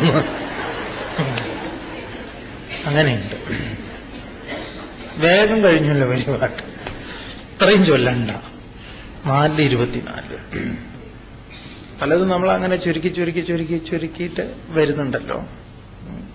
അപ്പം 4:24 ഓർത്താൽ മതി. ആലോചിക്കൂ, അല്ലെങ്കിൽ ചെയ്യുന്ന സമയത്ത് ആലോചിച്ചോളൂ. എല്ലാ കർമ്മങ്ങളെയും മന്ത്രപൂരിതമാക്കി ബ്രഹ്മപൂജയാക്കി ഇങ്ങനെ നമുക്ക് ചെയ്യാവുന്നതാണ്. അതുകൊണ്ട് ഭഗവാൻ ഹോമത്തിലെ ഘടകങ്ങളൊന്നും വ്യത്യസ്തമല്ല. ഈ ഘടകങ്ങളെല്ലാം തന്നെ ബ്രഹ്മമാണ്. ഇതിനെയൊക്കെ ചേർത്ത് വെച്ച് ഏതൊരു ഫലത്തെയാണോ കാക്ഷിക്കുന്നത്, ആ കാക്ഷിക്കുന്നവനും ഫലവും ബ്രഹ്മമാണ്, ഒന്നും ഭിന്നമല്ല പറയാം. തുടർന്ന് ദൈവമേവാപരേ യജ്ഞം യോഗിനഃ പര്യുപാസതേ ബ്രഹ്മാജ്ഞാവപരേ യജ്ഞം യജ്ഞേനൈവോപജുഹ്വതി. ദൈവമേവാപരേ യജ്ഞം യോഗിനഃ പര്യുപാസതേ ബ്രഹ്മാഗ്നൗ അപരേ യജ്ഞം യജ്ഞേ നൈവ ഉപജുഹ്വതി. യജ്ഞേന ഏവ ഉപജുഹ്വതി. അപരേ. ഇനി ഇവിടുന്ന് അങ്ങോട്ട് യജ്ഞപ്രകരണം എന്ന് പറഞ്ഞല്ലോ. ഒരു 32-ാമത്തെയൊക്കെ ശ്ലോകം വരെ ഈ യജ്ഞപ്രകരണം നീണ്ടുപോകുന്നുണ്ട്. അതെ, 32 വരെയൊക്കെ ഈ യജ്ഞപ്രകരണം, ഇവിടുന്ന് മുതൽ അങ്ങോട്ട് 32 വരെ ഉള്ള ശ്ലോകത്തെ ഭഗവത്ഗീതയിലെ യജ്ഞപ്രകരണം എന്ന് പറയും. എന്താണ് യജ്ഞം എന്ന് ചോദിച്ചാൽ ഇതൊക്കെയാണ് യജ്ഞം. ഒരു കൂട്ടർ ചിലരെ സംബന്ധിച്ച് ഇതാണ് എന്താ, അവർക്ക് വേറെ ഒന്നുമില്ല. രമണ മഹർഷിയോട് പറഞ്ഞു, അല്ലയോ മഹർഷേ, അങ്ങ് ഇങ്ങനെ ഇരുന്നിട്ട് ഓരോന്ന് ചെയ്യുന്നതിന് പകരം അങ്ങ് ഒരു കാര്യം ചെയ്യൂ. സമൂഹത്തിൽ എത്രയോ പേർക്ക് വിഷമം അനുഭവിക്കുന്ന എത്രയോ പേരുണ്ട്. എന്തെങ്കിലുമൊക്കെ സാമൂഹിക പ്രവർത്തനങ്ങൾ ചെയ്യൂ. ഒരുപാട് പേര് അങ്ങേയറ്റം വിഷമിക്കുന്നു. അവർക്കൊക്കെ വേണ്ടിയിട്ട് അങ്ങ് എന്തെങ്കിലുമൊക്കെ ചെയ്യൂ എന്ന് പറയാം. അപ്പൊ രമണ മഹർഷിയുടെ ഉത്തരവ് ഇതാണ്. മഹർഷി പറഞ്ഞു, ഞാൻ അങ്ങനെ എവിടെയും പ്രശ്നങ്ങളൊന്നും കാണുന്നില്ല. ഞാൻ കാണുന്നത് മുഴുവൻ ബ്രഹ്മം. അതുകൊണ്ട് നിങ്ങൾ വല്ല പ്രശ്നങ്ങൾ കാണുന്നുവെങ്കിൽ, സമൂഹത്തിൽ പരിഹരിക്കേണ്ടതായ എന്തെങ്കിലും നിങ്ങൾ കാണുന്നുവെങ്കിൽ നിങ്ങൾ പോയിട്ട് പരിഹരിക്കൂ. ഞാൻ കാണുന്നില്ല പ്രശ്നങ്ങൾ. ഇതാണ് ആദ്യത്തെ ലക്ഷണം. ക്ലിയർ ആവുന്നുണ്ട്? അപ്പൊ എന്നെ സംബന്ധിച്ച് ഞാൻ കാണുന്നത് എന്താണ്? സർവം ബ്രഹ്മം, വേറെ ഒന്നും അതുകൊണ്ട് എനിക്ക് പ്രശ്നങ്ങളൊന്നുമില്ല. അതുകൊണ്ടാണ് ഗാന്ധിജി രമണ മഹർഷിയോട് സ്വാതന്ത്ര്യത്തിലേക്ക് അങ്ങ് എന്തെങ്കിലും ചെയ്യണം എന്ന് പറഞ്ഞപ്പം എനിക്കതിൽ താല്പര്യമില്ല. കാരണം ഞാനൊരു ബന്ധനസ്ഥനാവണ്ടേ. മാത്രമല്ല, ഈ ജനങ്ങൾ അസ്വതന്ത്രരാണെന്ന് ഞാൻ മനസ്സിലാക്കുന്നില്ല. എന്നെ സംബന്ധിച്ച് ഞാൻ സർവ്വതാ സ്വതന്ത്രനാണ്. അതുകൊണ്ട് ഇനി എന്ത് സ്വാതന്ത്ര്യ സമരം, അങ്ങനെയൊന്നും എനിക്ക് അതൊരു വിഷയമേ അല്ല. അതുകൊണ്ട് I am very sorry Ramana മഹർഷിയെ സംബന്ധിച്ച്. കാരണം അദ്ദേഹം കാണുന്നതെല്ലാം ബ്രഹ്മമാണ്. അദ്ദേഹത്തിന് അതല്ലാതെ വേറെ ഒന്നുമില്ല. അതുകൊണ്ടാണ് ഈ ക്യാൻസറും അതുപോലുള്ള രോഗങ്ങളൊക്കെ വന്ന് അങ്ങേയറ്റം വിഷമം അനുഭവിക്കുന്ന സമയത്തും അരിക്കുന്ന പുഴു, ശരീരത്തിൽ ദേഹത്തിൽ പുഴു അരിക്കാൻ തുടങ്ങിയിട്ടുണ്ടായിരുന്നു. അത് താഴെ വീണ സമയത്ത് അതിനെ തോണ്ടി മുകളിൽ വീണ്ടും വയ്ക്കുകയായിരുന്നു. കാരണം അതിന് നിലനിൽക്കാൻ ഒരു ഇടമില്ലല്ലോ. മഹർഷി നോക്കിയപ്പോൾ അത് ഇത്ര കാലവും നേരം ഇവിടെയായിരുന്നു. അപ്പൊ ഇവിടുന്ന് വീണ് മണ്ണിൽ വീണപ്പോൾ അതിന് അവിടെ നിൽക്കക്കള്ളി ഇല്ലാതെ ആയപ്പോ തോണ്ടി അതിനെ വീണ്ടും ഇവിടെ വെച്ചു. അവിടെ ഇരുന്നോട്ടെ. ഇതാണ് അദ്ദേഹത്തിന്റെ ഭാവം. എന്ന് വിചാരിച്ച ഇങ്ങനെ വ്രണം വന്ന് പുഴു വന്നാലേ ബ്രഹ്മഭാവം ഉണ്ടാവൂ എന്നില്ല. അതായത് ശരീരത്തിന്റെ പ്രാരബ്ധം അതിന്റെ തലത്തിൽ നോക്കിക്കാണാൻ പറ്റുന്ന ഒരു മാനസികാവസ്ഥ കൈവരിച്ച ഒരു മഹാമനീഷിയാണ് രമണ മഹർഷി എന്ന് പറയാം. ഇപ്പൊ രമണ മഹർഷിയെ പോലുള്ള ഒരാൾക്ക് സർവം ബ്രഹ്മം. അദ്ദേഹത്തിന് സംഭാഷണം തന്നെ ഇല്ല. അദ്ദേഹം സംസാരിക്കാറില്ല. വളരെ ദുർലഭം കേസ് സംസാരിച്ചിട്ടുള്ളൂ. വളരെ ദുർലഭം. 5ാം ക്ലാസ്സിൽ 5 വയസ്സുള്ളപ്പം മഹർഷിക്ക് ചെറിയ കുട്ടിയായിരുന്നപ്പം മഹർഷിയുടെ ജീവിതമൊക്കെ എടുത്ത് വലിയൊരു അതായത് അമ്മ പ്രസവത്തിൽ ഇരിക്കുമ്പോൾ തന്നെ അമ്മയ്ക്ക് വല്ലാത്തൊരു ചൂടായിരുന്നു എന്നാ പറയുന്നത്. എന്നിട്ട് അന്ന് ഒരു കണ്ണു കാണാത്ത ഈ ഒരു വയറ്റാട്ടി എന്ന് പറയുമല്ലോ, അവര് ഈ രമണ മഹർഷിയുടെ അമ്മയ്ക്ക് ചില പച്ച ഇലകളൊക്കെ വെച്ചു കൊടുക്കും തണുപ്പിക്കാൻ വേണ്ടിയിട്ട്. അവർ പറയും എന്റെ വയറ് ചുട്ട് നീർന്നു, എന്തോ ഒരു തീക്കുണ്ടം വിഴുങ്ങിയതുപോലെയുണ്ട്, ഏത് നേരം മാറ്റുന്നു. അങ്ങനെയായിരുന്നു അത്ര. കാരണം അവർ അഗ്നിഗോളം തന്നെയായിരുന്നു അത് എന്ന്.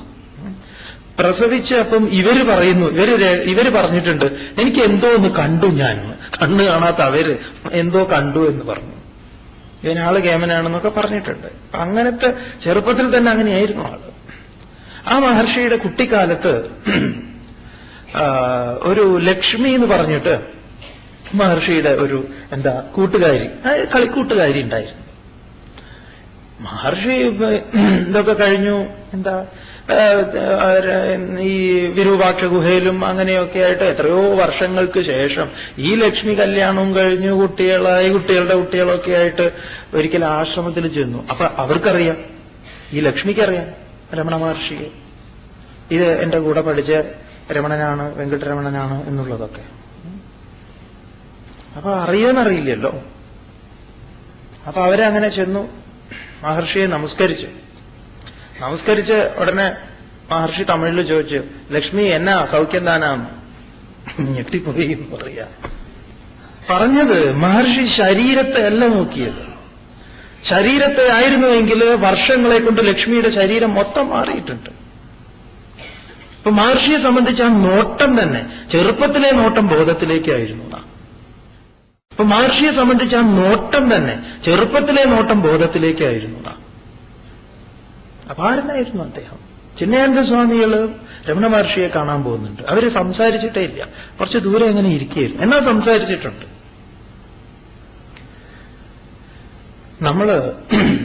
അതായത് ഈ ബാഹ്യമായിട്ടുള്ള സംസാരം അല്ലാത്ത ആന്തരികമായ സംസാരം ഉണ്ടല്ലോ. ഭഗവത്ഗീതയെക്കുറിച്ച് ആരോ സംശയം ആദ്യ സമയത്ത് 1-ാം അധ്യായം 2-ാം അധ്യായം എടുക്കുന്ന സമയത്ത് ചോദ്യങ്ങൾ ചോദിച്ചിട്ടുണ്ടായിരുന്നു.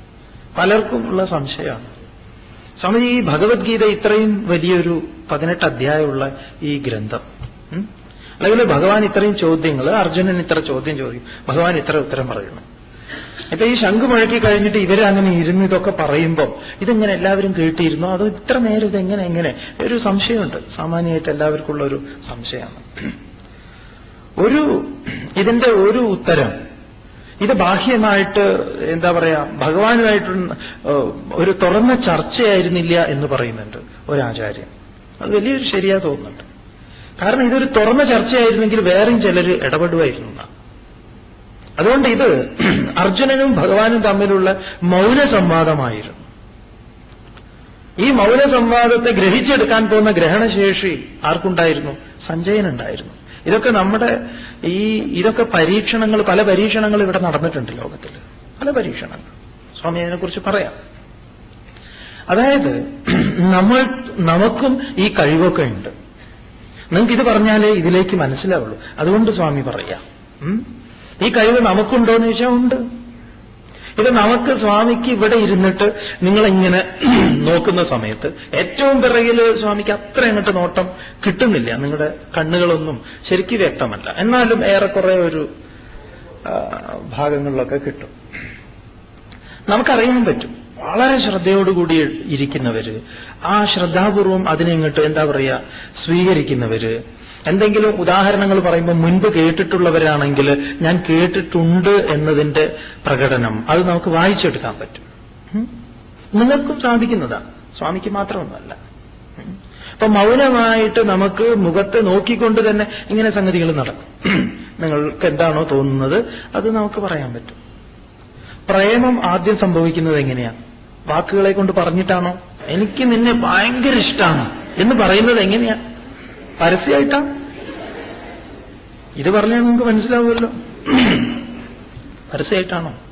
നമുക്കാകെ അറിയുന്ന ചെപ്പടി വിദ്യ ഇതൊക്കെ തന്നെയുള്ളൂ, മൗനമായിട്ട് കൈമാറ്റം ചെയ്യുന്ന. അതുകൊണ്ട് നിങ്ങൾ മനസ്സിലാക്കിക്കൊള്ളൂ, ദക്ഷിണാമൂർത്തി സനകാദികൾക്ക് ഉപദേശിക്കുന്നത് ചിത്രം വടതരോർമൂലേ വൃദ്ധാ ശിഷ്യാ ഗുരുർയുവാ ഗുരോസ്തു മൗനം വ്യാഖ്യാനം ശിഷ്യാസ്തു ചിഹ്ന സംശയാ. ചിത്രം വടതരോർമൂലേ. ഇതാ ഞാനൊരു ചിത്രം കാണുന്നു വടവൃക്ഷ ചുവട്ടിൽ. എന്താണ് ചിത്രം? ചിത്രം വടകരോർ മൂലെ വൃദ്ധാശിഷ്യ ഗുരുർ യുവ. വൃദ്ധന്മാരായിട്ടുള്ള കുറെ ശിഷ്യന്മാരും യുവാവായിട്ടുള്ള ഗുരുവും. എന്താ മൂപ്പര് ചെയ്യുന്നത്? ഗുരോസ്തു മൗനം വ്യാഖ്യാനം. മൗനമാകുന്ന വ്യാഖ്യാനം ഗുരു നടത്തിക്കൊണ്ടിരിക്കുന്നു. ശിഷ്യന്മാര് കണ്ണും വിളിച്ചിരിക്കുകയാണോ? ശിഷ്യാസ്തു ഛിന്ന സംശയാഹ. സംശയത്തിന്റെ കണിക പോലും ഇല്ലാതെ ഗുരുവിൽ നിന്നെല്ലാം ഗ്രഹിക്കുന്ന വിദ്യ ഭാരതത്തിന്റെ ഒരു പ്രത്യേക വിദ്യയാണത്. അതിനെക്കുറിച്ച് ആധുനിക ഗവേഷണങ്ങളൊക്കെ ഗംഭീരമായിട്ട് നടന്നിട്ടുണ്ട്. റഷ്യയിലാണ് അത് നടന്നത്. നിങ്ങൾക്ക് വേണമെങ്കിൽ ഒരു മഹാത്മാവ് നമ്മളോട് പറയുന്നു, നിങ്ങൾക്ക് വേണമെങ്കിൽ അത് പരീക്ഷിക്കാം. നിങ്ങൾ വേണമെങ്കിൽ പരീക്ഷിച്ച് നോക്കൂ. ശരിയാണോ നോക്കാമല്ലോ. പരീക്ഷിക്കാൻ തയ്യാറായിക്കോളൂ. പരീക്ഷണം ഇതാണ്. ചെറിയ കുട്ടി എന്ന് പറഞ്ഞാൽ തീരെ പിടുങ്ങല്ല, ഒരു 1ാം ക്ലാസ്സോ എന്തെങ്കിലും നമ്മൾ പറഞ്ഞാൽ കേൾക്കുന്ന പാകത്തിലുള്ള ഒരു കുട്ടിയെ മുറിയിലിരുത്തുക. മുറിയിൽ മറ്റ് സംഗതികളൊന്നും പാടില്ല. ഫാന്, ലൈറ്റ് ഇത്യാദി മറ്റേ മിന്നുന്നതും ചാടുന്നതും ഒന്നും പാടില്ല. ലൈറ്റൊക്കെ ഓഫ് ചെയ്ത് കുട്ടിയെ അവിടെ നടുക്കിയിരുത്തുക. ഇരുന്നോളാൻ പറയാം. നിങ്ങളും ഇരിക്കുക, കുറെ ദൂരത്തായിട്ട് ഇരിക്കുക. അവനോട് ശ്രദ്ധിക്കാൻ പറയാം. കണ്ണടച്ചിരിക്കാൻ വേണമെങ്കിൽ ശ്രദ്ധിക്കാം. നിങ്ങളും ഒന്നും ചെയ്യണ്ട. എന്നിട്ട് കണ്ണടച്ചിരിക്കട്ടെ അവൻ കുറച്ചു നേരം. നമ്മൾ കണ്ണടച്ചിരിക്കുക, ചുണ്ടൊന്നും അനക്കണ്ട. നിങ്ങൾ നിരന്തരം എന്തെങ്കിലും പറയാം മനസ്സിൽ. നിരന്തരം എന്തെങ്കിലും ഒരു കാര്യം പറഞ്ഞു പരിശീലിക്കൂ. നിരന്തരം ഒരൊറ്റ കാര്യം. ഒന്നുകിൽ അവനോട് എഴുന്നേൽക്കാൻ പറയാം, അല്ലെങ്കിൽ അവനോട് ചിരിക്കാൻ പറയാം. എന്തെങ്കിലും ഒരു നിർദ്ദേശം നിങ്ങൾ കൊടുക്കുക. ചുണ്ട അനങ്ങാൻ പാടില്ല. നിരന്തരം അതങ്ങോട്ട് നടക്കട്ടെ. എന്നിട്ട് കുറെ കഴിഞ്ഞിട്ട് ചോദിക്കുക അവനോട്. ചിരിക്കാൻ നിരന്തരം പറഞ്ഞു പോയിട്ട് അവൻ ചിരിക്കുകയാണെങ്കിൽ എന്തിനാ നീ ചിരിച്ചതെന്ന് ചോദിച്ചാൽ അവൻ പറയും. നോക്കൂ, അമേരിക്കയിൽ അല്ല റഷ്യയിൽ ഒരു ബുദ്ധിസ്റ്റ് ആയിരുന്നു ഈ പരീക്ഷണം നടത്തിയത്. 30 പേരെ 3 മാസം 30 പേരെ 3 മാസം ഈ പഠനത്തിന്. അതായത് അദ്ദേഹം പറഞ്ഞു, ഇത് വളരെ വലിയൊരു ഗവേഷണമാണ്. ഇതിനെ അർഹിക്കുന്ന ഗൗരവത്തോടുകൂടി നിങ്ങൾ സ്വീകരിച്ചു കഴിഞ്ഞാൽ അതിൽ വലിയ എന്താ പറയാ ഒരുപാട് കാര്യങ്ങൾ നമുക്ക് നേടാനുണ്ട് എന്ന് പറയാം. പരീക്ഷണം ഇതാണ്. പറഞ്ഞു, ഈ 30 പേര് 3 മാസം എന്റെ കൂടെ കഴിയണം. ആരെങ്കിലും ഇതില് ഞാൻ പറയുന്ന കാര്യങ്ങൾ ശരിയായ വിധം ഉൾക്കൊള്ളുന്നില്ല എങ്കിൽ ഞാൻ ഓരോരുത്തരെ പുറത്താക്കും. കാര്യം ഇതാണ്, 30 പേര് നമ്മളിവിടെ ഹാളിൽ ഇരിക്കുന്ന സമയത്ത് 30 പേരുണ്ട് എന്ന് നിങ്ങൾക്ക് തോന്നാൻ പാടില്ല. നിങ്ങൾ ഒറ്റയ്ക്കാണ്. അതായത് നിങ്ങൾ നടക്കുന്ന സമയത്ത് വേറൊരാള് എതിരെ വരുമ്പോൾ നിങ്ങൾ മാറുന്നുവെങ്കിൽ നിങ്ങൾ പുറത്താണ്. നിങ്ങൾ മാറിക്കഴിഞ്ഞാൽ പുറത്താണ്. നിങ്ങൾ നടന്നു പോകുമ്പോൾ നിങ്ങൾ തിരിഞ്ഞു നോക്കിയാൽ നിങ്ങൾ പുറത്താണ്. ഇങ്ങനെ ഇദ്ദേഹം ഒരുപാട് നിർദ്ദേശങ്ങൾ കൊടുത്തു. ഒരുപാട് നിർദ്ദേശങ്ങൾ. ചുരുക്കി പറഞ്ഞാൽ ഒരു 15 ദിവസം കൊണ്ട് അതിലെ 27 പേര് ഔട്ടായി. ബാക്കി അവശേഷിച്ചു 3 പേര്. 3 പേരിൽ ഒരാൾ അവശേഷിച്ചു. ആ അവശേഷിച്ച ആള് റഷ്യയിലെ പ്രഗത്ഭനായ ശാസ്ത്രകാരനാണ്, ഗണിത ശാസ്ത്രകാരനാണ്, ഒപ്പം ഫിലോസഫറുമാണ്. അപ്പം അദ്ദേഹമായിട്ട് പിന്നെ അദ്ദേഹം മാത്രമായി. പിന്നെ ഈ ഗുരു അദ്ദേഹമായിട്ട് സംസാരിക്കുകയാണ്. കുറെ കഴിഞ്ഞപ്പം ഇദ്ദേഹം തുടങ്ങി. അതായത് അദ്ദേഹം ഇങ്ങോട്ട് പറയാൻ തുടങ്ങി, ഇദ്ദേഹം അങ്ങോട്ടും പറയാൻ തുടങ്ങി. ഇവർ തമ്മിൽ മൗനമാകുന്ന സംഭാഷണം അങ്ങോട്ട് തുടങ്ങി എന്ന് പറയാം. അദ്ദേഹം ആദ്യം അത്ഭുതപ്പെട്ടു. ശബ്ദങ്ങൾ ഇത് കേട്ടിട്ട് തന്നെ വിളിക്കുന്നതും തന്നോട് ചോദിക്കുന്നതും. പിന്നെ അവര് നിരന്തര സംഭാഷണമായിരുന്നു. റഷ്യ ഇതിൽ വലിയ ഗവേഷണം നടത്തിയിട്ടുണ്ട്. എത്രയോ ദൂരെയുള്ളവർക്ക് ടെലിപ്പതിയായിട്ട് സന്ദേശങ്ങൾ കൈമാറുന്ന ഗവേഷണം റഷ്യയിൽ ഇപ്പോഴും നടക്കുന്നുണ്ട്. പറഞ്ഞു വന്നത്, ഇവിടെ ഈ കൂട്ടത്തിലിരിക്കെ നിങ്ങൾക്ക് ഒറ്റയ്ക്കിരിക്കാം. പലരും അങ്ങനെയാണല്ലോ ഇരിക്കുന്നത്, അല്ലേ? കൂട്ടത്തിലിരിക്കെ എല്ലാവരെയും തിരസ്കരിച്ചുകൊണ്ട് എല്ലാറ്റിനെയും മാറ്റി നിർത്തിക്കൊണ്ട് നമുക്ക് മാത്രം ഇരിക്കാം. അതേസമയം ഒറ്റയ്ക്ക് ഇരിക്കുമ്പോൾ നമുക്കൊരു കൂട്ടത്തെ ആയിട്ട് ഇരിക്കാം. കാട്ടിൽ വേണമെങ്കിൽ നമുക്ക് മൊത്തം ഒരു തൃശ്ശൂർ പൂരത്തിൽ ഇരിക്കുന്നത് പോലെ ഇരിക്കാം, തൃശ്ശൂർ പൂരത്തിൽ കാട്ടിലിരിക്കുന്നത് പോലെയും ഇരിക്കാം. അർജുനനും ഭഗവാനും തമ്മിലുള്ള ഈ സംവാദത്തിൽ അവർ മാത്രമേ ഉള്ളൂ, കുരുക്ഷേത്ര ഭൂമിയില്ല. അവർ ബാഹ്യമായിട്ടുള്ള ഒരു ഇടപെടൽ ഉണ്ടായിരുന്നുവെങ്കിൽ തീർച്ചയായും മറ്റുള്ളവരൊക്കെ ഇടപെട്ടേനെ. അവരിടപെടാത്തത് ഇതുകൊണ്ടാണ് അത്രേ. അതൊരു എന്താ പറയുക, ഒരു മനഃശാസ്ത്രം മാത്രമല്ല, ഈ തരത്തിലാണ് കാര്യങ്ങളൊക്കെ കൈമാറ്റം ചെയ്യപ്പെട്ടിട്ടുള്ളത്. ബുദ്ധൻ അങ്ങനെയാണ് രഹസ്യങ്ങൾ കൈമാറിയിട്ടുള്ളത്. 16ാമത്തെ ശിഷ്യനൊക്കെ ആയ സമയത്താണ് അത് ലിഖിത രൂപത്തിലേക്കൊക്കെ പുറത്തു വന്നത്. അതുവരെ ബുദ്ധനും ആനന്ദനും അതുപോലെ മറ്റ് ശിഷ്യന്മാരൊക്കെ ബുദ്ധൻ കാര്യങ്ങൾ പറഞ്ഞു കൊടുത്തത് മൗനത്തിലൂടെയാണ്. മിണ്ടാതെ വന്ന് ഗുരുവിന്റെ, അവർ രാവിലെ വന്ന് മിണ്ടാതെ ഇരിക്കും, ഇദ്ദേഹവും മിണ്ടാതെ ഇരിക്കും, ചിലരെയൊക്കെ നോക്കി ചിരിക്കും. അപ്പം അത് കഴിഞ്ഞു, ആ ക്ലാസ് കഴിഞ്ഞു എന്ന് പറയാം. അധികം സംസാരിക്കേണ്ടിയൊന്നും വരാറില്ല. നമുക്കും അധികം സംസാരിക്കേണ്ടി വരാറുണ്ടോ? ചില സമയത്ത് നമ്മൾ ഉമ്മറത്തിരിക്കുന്നത് കണ്ടു കഴിഞ്ഞാൽ അറിയില്ലേ ബാക്കിയുള്ളവർക്ക് എന്താ ഇരിപ്പിന്റെ ലക്ഷണമെന്ന്, എന്തൊക്കെയാ ഇരുന്നുകൊണ്ട് പറയുന്നതെന്ന് നമുക്കറിയില്ലേ? ഇല്ലേ? നിങ്ങൾക്ക് വായിച്ചെടുക്കാൻ പറ്റുന്നില്ലേ? അപ്പൊ നമ്മുടെ മനസ്സ് ഇത് വായിച്ചെടുക്കാൻ പറ്റുന്നുണ്ടല്ലോ. ഇപ്പൊ ഒരു ദേഷ്യത്തോടു കൂടിയൊക്കെ അങ്ങനെ ഇരിക്കുന്ന സമയത്ത് നമുക്കറിയാം നമ്മളിപ്പോ എന്തൊക്കെ പറഞ്ഞുകൊണ്ടിരിക്കുന്നുണ്ട്. അതെ, നമുക്ക് മനസ്സൊന്ന് ശാന്തമാക്കിയാൽ മനസ്സിലാവും ഇങ്ങൊരിപ്പോ എന്തൊക്കെയാ പറയുന്നത്. പിന്നെ മുഖത്ത് ആ ഭാവവും കൂടെ വരും. പിന്നെ നമ്മളിങ്ങനെ ഓരോന്നൊക്കെ പറയും, നീ എന്താ കുന്തം വിഴുങ്ങിയതുപോലെ, നീ എന്താ ഒന്നും മിണ്ടാതെ ആളെ പേടിപ്പിക്കുക, അങ്ങനെ എങ്ങനെ, എനിക്കറിയാം നീ എന്തൊക്കെയാ ചിന്തിക്കണമെന്ന്, എനിക്കറിയില്ല എന്ന് നീ വിചാരിക്കേണ്ട എന്ന് വരെ നമ്മൾ പറയും. കാരണം ഞാൻ അറിയുന്നു നിന്റെ ചിന്തകൾ, പക്ഷെ കോടതിയിലൊന്നും റെക്കോർഡാക്കാൻ പറ്റില്ല. അതുകൊണ്ട് പിന്നെ എന്റെ ചിന്ത എങ്ങനെയാ നിങ്ങൾ അറിയുന്നത്?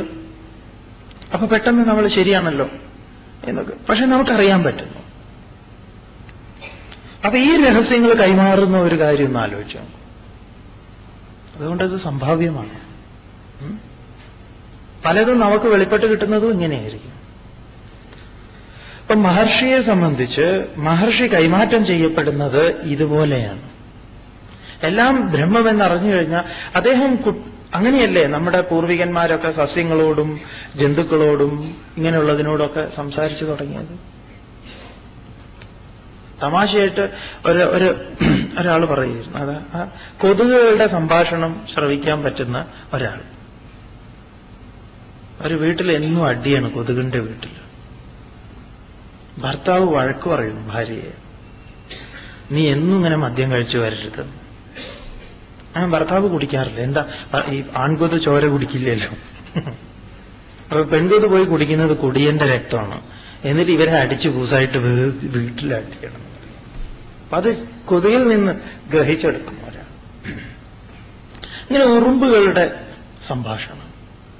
രമണ മഹർഷിക്ക് പക്ഷികളുടെ സംഭാഷണം അറിയായിരുന്നു.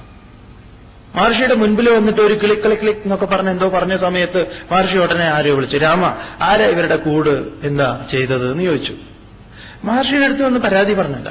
അപ്പൊ നോക്കുമ്പോ അപ്പുറത്ത് ആരോ കൂട് എന്തോ അടിച്ചു വാരുന്ന സമയത്ത് അതിന്റെ കൂട് തട്ടി വീണ് അത് താഴെ കിടക്കുക. അപ്പൊ അതിന് തോന്നി ഇതാണ് ഇവിടുത്തെ യജമാനൻ, ഇദ്ദേഹത്തിനോട് പറയാമെന്ന്. പല സമയത്തും അങ്ങനെയാണ്. നമുക്ക് തന്നെ അത്ഭുതം തോന്നിയിട്ടുണ്ട്. ഈ അടുത്ത ദിവസം ഒരു വീട്ടിൽ പോയിട്ട് അവരെല്ലാവരെയും ഒക്കെ പരിചയപ്പെടുത്തി സമയത്ത് പൂച്ച അങ്ങനെ വാലൊക്കെ പൊക്കിയിട്ട് മ്യാവും മ്യാവും, എന്താ എന്നെ പരിചയപ്പെടുത്താത്തത്? ഇത് ഇവൻ പൂച്ചയാണെന്ന് പറഞ്ഞു, പാവം പോയി എന്ന് പറയാ. അതെ, അത് ശരിക്കും ഫീൽ ചെയ്തു. ഇവനെ പ്രാധാന്യം കൊടുത്തില്ലേ ഇവരുള്ളവർ, അതുകൊണ്ട് ഞാനും ഇവിടുത്തെ ഒരാളാണ് സ്വാമി എന്ന മട്ടില് അവനും മ്യാവും. അങ്ങനെ സംഭവിക്കാം. അതുകൊണ്ട് ആ തലത്തിലേക്ക് വന്നു കഴിഞ്ഞാൽ ഒരുവനെ സംബന്ധിച്ച് എല്ലാം ബ്രഹ്മം, അതിൽ നിന്ന് ഭിന്നമായി യാതൊന്നുമില്ല. അതൊരു കൂട്ടരുടെ തലം. ഇനി വേറൊരു കൂട്ടരുടെ, ഇതൊക്കെ യജ്ഞമാണ്, വേറൊരു കൂട്ടരെ കുറിച്ച് പറയുന്നു അപരേ യോഗിനഃ, മറ്റു യോഗികൾ, മറ്റു ചില യോഗികള് ദൈവം യജ്ഞം ഏവ പര്യുപാസതേ. ദൈവം ദിവ് ദ്യോതനെ, ദൈവം എന്ന് പറഞ്ഞാൽ പ്രകാശിക്കുന്നവൻ എന്നാണ്. ആ ദൈവയജ്ഞം, ദൈവം തന്നെ ദൈവം യജ്ഞമായി അതിനെ ഉപാസിക്കുന്നു എന്ന് പറഞ്ഞാൽ ഹൃദയത്തിൽ ദൈവീ സമ്പത്തിനെ നിറയ്ക്കുന്നു. അതാണ് അവരുടെ യജ്ഞം. എന്നിട്ടോ ആസുര സമ്പത്തിനെ അഗ്നിയിൽ ഹോമിക്കുന്നു. അറിവാകുന്ന അഗ്നിയിൽ ഹോമിക്കുന്നു. അപ്പം അപരേ യോഗിനഃ ദൈവം യജ്ഞം ഏവ പര്യുപാസതേ, ആ യജ്ഞത്തെ തന്നെ അവർ ഉപാസിക്കുന്നു. അപരേ മറ്റു ചിലർ യജ്ഞേന യജ്ഞം ബ്രഹ്മാഗ്നൗ ഉപജുഹ്വതി, യജ്ഞം കൊണ്ട് യജ്ഞത്തെ ബ്രഹ്മമാകുന്ന അഗ്നിയിൽ ഉപജുഹ്വതി ഹോമിക്കുന്നു.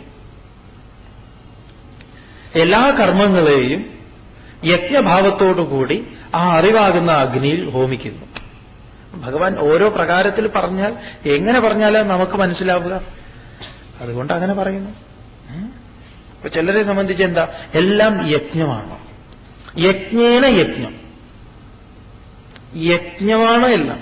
ആ യജ്ഞത്തെ വീണ്ടും യജ്ഞമാക്കുക, വീണ്ടും ശുദ്ധീകരിക്കുക എന്ന് പറയില്ലേ, ശുദ്ധീകരണത്തിന് വീണ്ടും ശുദ്ധീകരണം. നമ്മൾ ഈ അരി ഇങ്ങനെ അരിക്കില്ലേ, കല്ലുണ്ടോ നോക്കുക, ചെറുപയറൊക്കെ അങ്ങനെ അങ്ങനെ അങ്ങനെ വീണ്ടും വീണ്ടും അത് തന്നെ.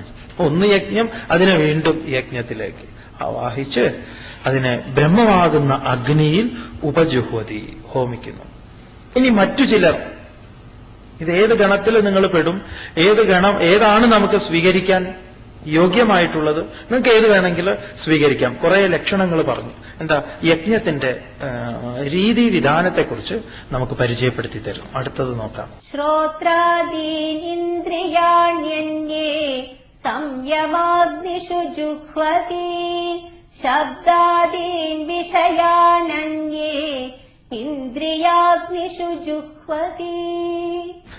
ശ്രോത്രാദീൻ ഇന്ദ്രിയാണി അന്യേ സംയമാഗ്നിഷു ജുഹ്വതി ശബ്ദാദീൻ വിഷയാൻ അന്യേ ഇന്ദ്രിയാഗ്നിഷു ജുഹ്വതി. എന്താ അന്യേ, അന്യേ എന്ന് പറഞ്ഞാൽ മറ്റു ചിലർ. ഇനി ചിലരെങ്ങനെയാണ്? ശ്രോത്രാദീൻ, ശ്രോത്രം മുതലായ, ശ്രോത്രാദീൻ എന്ന് പറഞ്ഞാൽ ശ്രോത്രം മുതലായിട്ടുള്ള കാത്, കണ്ണ്, മൂക്ക്, നാക്ക്, ത്വക്ക്, ചെവി ഇത്യാദികൾ, അങ്ങനെയുള്ള ഇന്ദ്രിയാണി, ഇന്ദ്രിയങ്ങളെ സംയമമാഗ്നിഷു ജുഹ്വതി, സംയമനമാകുന്ന അഗ്നിയിൽ ഹോമിക്കുന്നു. സംയമനം, നിയന്ത്രണം. അപ്പൊ ചിലരെ സംബന്ധിച്ച് എന്തെങ്കിലുമൊക്കെ കണ്ടു കേട്ടു ഉടനെ പ്രതികരിക്കില്ല. സംയമനത്തിലൂടെ, സംയമനമാകുന്ന അഗ്നിയിൽ അവരതിനെ ഹോമിക്കുന്നു. ഇതിലേതെങ്കിലുമൊക്കെ ഒരു കാറ്റഗറി പെടും നമ്മൾ ചിലപ്പം. എടുത്ത് കേട്ട ഉടനെ ചാടി പിടിച്ച് എഴുന്നേറ്റ് അടിച്ച് ശരിയാക്കാനുള്ള തീരുമാനം എടുക്കുമ്പം അവൻ അഗ്നിയിൽ ഹോമിക്കുന്നൊന്നുമില്ല. അവൻ ഇന്ദ്രിയങ്ങൾക്ക് പിറകെ അവൻ പോകുന്നു എന്ന് പറയാം. അവന്റെ കുതിര പറഞ്ഞു നേരത്തെ, ദുഷ്ടാശ്വ ഇവ സാരഥേഹേ. അപ്പൊ ഇതാണ് സംയമന യജ്ഞം. എന്ത് യജ്ഞാണ്? സംയമനമാകുന്ന യജ്ഞം.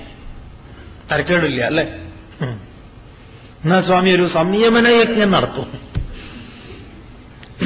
സംയമന യജ്ഞം ശരിക്കുള്ള പേര് തന്നെയാണ്. അന്യേ മറ്റു ചിലര് ശബ്ദാദീൻ വിഷയാൻ ഇന്ദ്രിയാഗ്നിഷു ജുഹ്വതി. ഇത് കർമ്മേന്ദ്രിയങ്ങളെയും ജ്ഞാനേന്ദ്രിയങ്ങളെയും പറയാം. രണ്ട് ഇന്ദ്രിയങ്ങളെയും സംയമനമാകുന്ന അഗ്നിയിലാണ് ഹോമിക്കുന്നത്. അപ്പൊ വേദാന്തത്തില് സാധകന് വേണ്ട രണ്ട് ഗുണങ്ങളുണ്ട്. ഒന്ന് ശമ എന്നും ഒന്ന് ദമ എന്നും. അപ്പൊ ശമയാകുന്ന അഗ്നിയിലും ദമയാകുന്ന അഗ്നിയിലും ഇവൻ ഹോമിക്കുന്നു. ശമ എന്ന് പറഞ്ഞാൽ എന്താണ്? ദമ എന്ന് പറഞ്ഞാൽ എന്താ? ശമ എന്ന് പറഞ്ഞാൽ മനോനിഗ്രഹ ഇത് ശമ, മനസ്സിന്റെ നിയന്ത്രണം, നിയമനം. ദമ എന്ന് പറഞ്ഞാലോ ബാഹ്യേന്ദ്രിയ നിഗ്രഹ, ബാഹ്യമായ ഇന്ദ്രിയങ്ങൾ തോന്നിയ വഴിക്ക് പോവാൻ അനുവദിക്കാതിരിക്കുക. ചിലപ്പോ ചിലരൊക്കെ കണ്ടിട്ടില്ലേ, ഇങ്ങനെ കറക്കുന്നത് കാണാം കൈ. താഴെയാണ് പ്രഭാഷണം എന്നുണ്ടെങ്കിൽ, പായലാണ് ഇരിക്കുന്നത് എന്നുണ്ടെങ്കിൽ അവരെന്താ ചെയ്യാന്ന് പറയാം, അവർ ഈ ചെറുവിരലെടുക്കും, എന്നിട്ട് അതിന്റെ പുല്ലിന്റെ ഇടയിൽ ഇങ്ങനെ ഇട്ടിട്ട് ഇങ്ങനെ പൊട്ടിക്കാൻ തുടങ്ങും. അതങ്ങനെ എങ്ങനെയെങ്കിലും അതിനെ നീക്കി നീക്കി നീക്കി ഈ വിരലിന്റെ ഉള്ളിലേക്ക് കയറ്റും, പായയുടെ ഉള്ളിലേക്ക് കയറ്റും. പ്രഭാഷണം വളരെ ശ്രദ്ധാപൂർവം കേട്ടുണ്ട്. എന്നിട്ട് അതിൽ നിന്ന് ഇതിനെങ്ങനെ ഈ ചൂണ്ട പോലെ ഇങ്ങോട്ടാക്കി ഒരു വള്ളിയെ ഇട്ടിട്ട്, എന്നിട്ട് അതിന് ഈ കയ്യിൽ ഇങ്ങനെ ചുറ്റും, ഇങ്ങനെ ചുറ്റി ഇങ്ങനെ സ്പ്രിങ് ആക്കി സ്പ്രിങ് ആക്കി സ്പ്രിങ് ആക്കി അത് അവിടെ ഇട്ടിട്ട് പിന്നെ അടുത്തത്. ഇത് ബാഹ്യമായ ഇന്ദ്രിയത്തിൽ യാതൊരു നിയന്ത്രണമില്ല. എല്ലാവർക്കും നമസ്കാരം. അപ്പൊ വേദാന്തത്തില് സാധകന് വേണ്ട 2 ഗുണങ്ങളുണ്ട്. ഒന്ന് ശമ എന്നും ഒന്ന് ദമ എന്നും. അപ്പൊ ശമയാകുന്ന അഗ്നിയിലും ദമയാകുന്ന അഗ്നിയിലും ഇവൻ ഹോമിക്കുന്നു. ശമ എന്ന് പറഞ്ഞാൽ എന്താണ്? ദമ എന്ന് പറഞ്ഞാൽ എന്താ? ശമ എന്ന് പറഞ്ഞാൽ മനോനിഗ്രഹ ഇത് ശമ, മനസ്സിന്റെ നിയന്ത്രണം, നിയമനം. ദമ എന്ന് പറഞ്ഞാലോ ബാഹ്യേന്ദ്രിയ നിഗ്രഹ, ബാഹ്യമായ ഇന്ദ്രിയങ്ങൾ തോന്നിയ വഴിക്ക് പോവാൻ അനുവദിക്കാതിരിക്കുക. ചിലപ്പോ ചിലരൊക്കെ കണ്ടിട്ടില്ലേ ഇങ്ങനെ കറക്കുന്നത് കാണാം കൈ. താഴെയാണ് പ്രഭാഷണം എന്നുണ്ടെങ്കിൽ, പായലാണ് ഇരിക്കുന്നത് എന്നുണ്ടെങ്കിൽ അവരെന്താ ചെയ്യാന്ന് പറയാം, അവർ ഈ ചെറുവിരലെടുക്കും, എന്നിട്ട് അതിന്റെ പുല്ലിന്റെ ഇടയിൽ ഇങ്ങനെ ഇട്ടിട്ട് ഇങ്ങനെ പൊട്ടിക്കാൻ തുടങ്ങും. അതിങ്ങനെ എങ്ങനെയെങ്കിലും അതിനെ നീക്കി നീക്കി നീക്കി ഈ വിരലിനെ അതിന്റെ ഉള്ളിലേക്ക് കയറ്റും, പായയുടെ ഉള്ളിലേക്ക് കയറ്റും. പ്രഭാഷണം വളരെ ശ്രദ്ധാപൂർവം കേട്ടോണ്ട് എന്നിട്ട് അതിൽ നിന്ന് ഇതിനെ ഇങ്ങനെ ഈ ചൂണ്ട പോലെ ഇങ്ങോട്ടാക്കി ഒരു വള്ളിയെ ഇട്ടിട്ട് എന്നിട്ട് അതിന് ഈ കയ്യിൽ ഇങ്ങനെ ചുറ്റും. അങ്ങനെ ചുറ്റി ഇങ്ങനെ സ്പ്രിങ് ആക്കി സ്പ്രിങ് ആക്കി സ്പ്രിങ് ആക്കി അത് അവിടെ ഇട്ടിട്ട് പിന്നെ അടുത്തത്.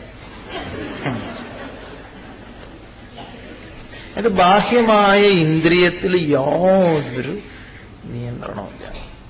ചിലർ ചെയ്യുന്ന കർമ്മങ്ങളൊക്കെ ചെയ്യുന്ന കാണുമ്പോൾ രസമായിരിക്കും അവരെ. നിങ്ങൾ വേണമെങ്കിൽ നോക്കിയാൽ മതി. ഇങ്ങനെ ഓരോരുത്തർക്കും ഓരോ ചെറിയ ചെറിയ ചേഷ്ടകളൊക്കെ ഉണ്ടാകാം. അല്ലേ? അങ്ങനെയാ. അപ്പൊ ബാഹ്യമായ ഇന്ദ്രിയങ്ങളിൽ നിയന്ത്രണം,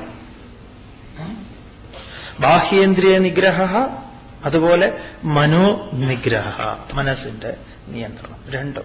ഇത് രണ്ടും അഗ്നിയാണ്, സംയമനമാകുന്ന അഗ്നിയാണ്. അങ്ങനെ ഈ സംയമനാഗ്നിയിൽ ഇതിങ്ങനെ ഹോമിക്കുന്നു. എത്ര ഈ സംയമനമാകുന്ന അഗ്നിയിൽ ഹോമിച്ചുകൊണ്ട് നിങ്ങൾ എത്ര വേണമെങ്കിലും പരസ്യം കണ്ടോളൂ, കുഴപ്പമില്ല. ഈ സംയമനാഗ്നി ഇല്ലാത്തത് കൊണ്ടാണ് നമ്മുടെ വീട്ടിൽ വന്ന് ഓരോരുത്തർ ഇങ്ങനെ കോളിംഗ് ബെല്ല് അടിച്ചിട്ട് ചേട്ടാ എന്നും പറഞ്ഞിട്ട് വലിയൊരു ബാഗ് ഉണ്ട്, അതുകൊണ്ട് ഒരു സാധനം വേണ്ട അവിടെ. അല്ല, ജസ്റ്റ് ഒന്ന് കാണാൻ, എനിക്ക് കാണുകയോ വേണ്ട. അതെ, ഇവിടെ മേടിച്ചത് തന്നെ കേടുവന്നിരിക്കുക. എന്താ മേടിച്ചത് പറയൂ, ഞാൻ മാറ്റിത്തരാമല്ലോ. അതെങ്ങനെയാ നിങ്ങൾ മാറ്റുക? ആരോ ഒക്കെ മാറ്റും, അത് കൊണ്ടുവരും നോക്കട്ടെ. അപ്പൊ നമ്മളെന്തായി, ചൂണ്ടയിൽ വീണു കഴിഞ്ഞു. അത് പോയി എടുത്തു കൊണ്ടുവരും, എന്നിട്ട് കാണിക്കും. അപ്പൊ ഇയാൾ തുറക്കും, എന്നിട്ട് ഇത് കാണിക്കും, എന്നിട്ട് മേടിക്കുക, വേറൊരു എണ്ണം കൂടെ മേടിക്കും, ഇത് രണ്ടും കൂടെ കൊണ്ടുവയ്ക്കും. ഇങ്ങനെയാണ് നമ്മുടെ വീട്ടിലെ സാധനങ്ങൾ നിറഞ്ഞിരിക്കുന്നത്.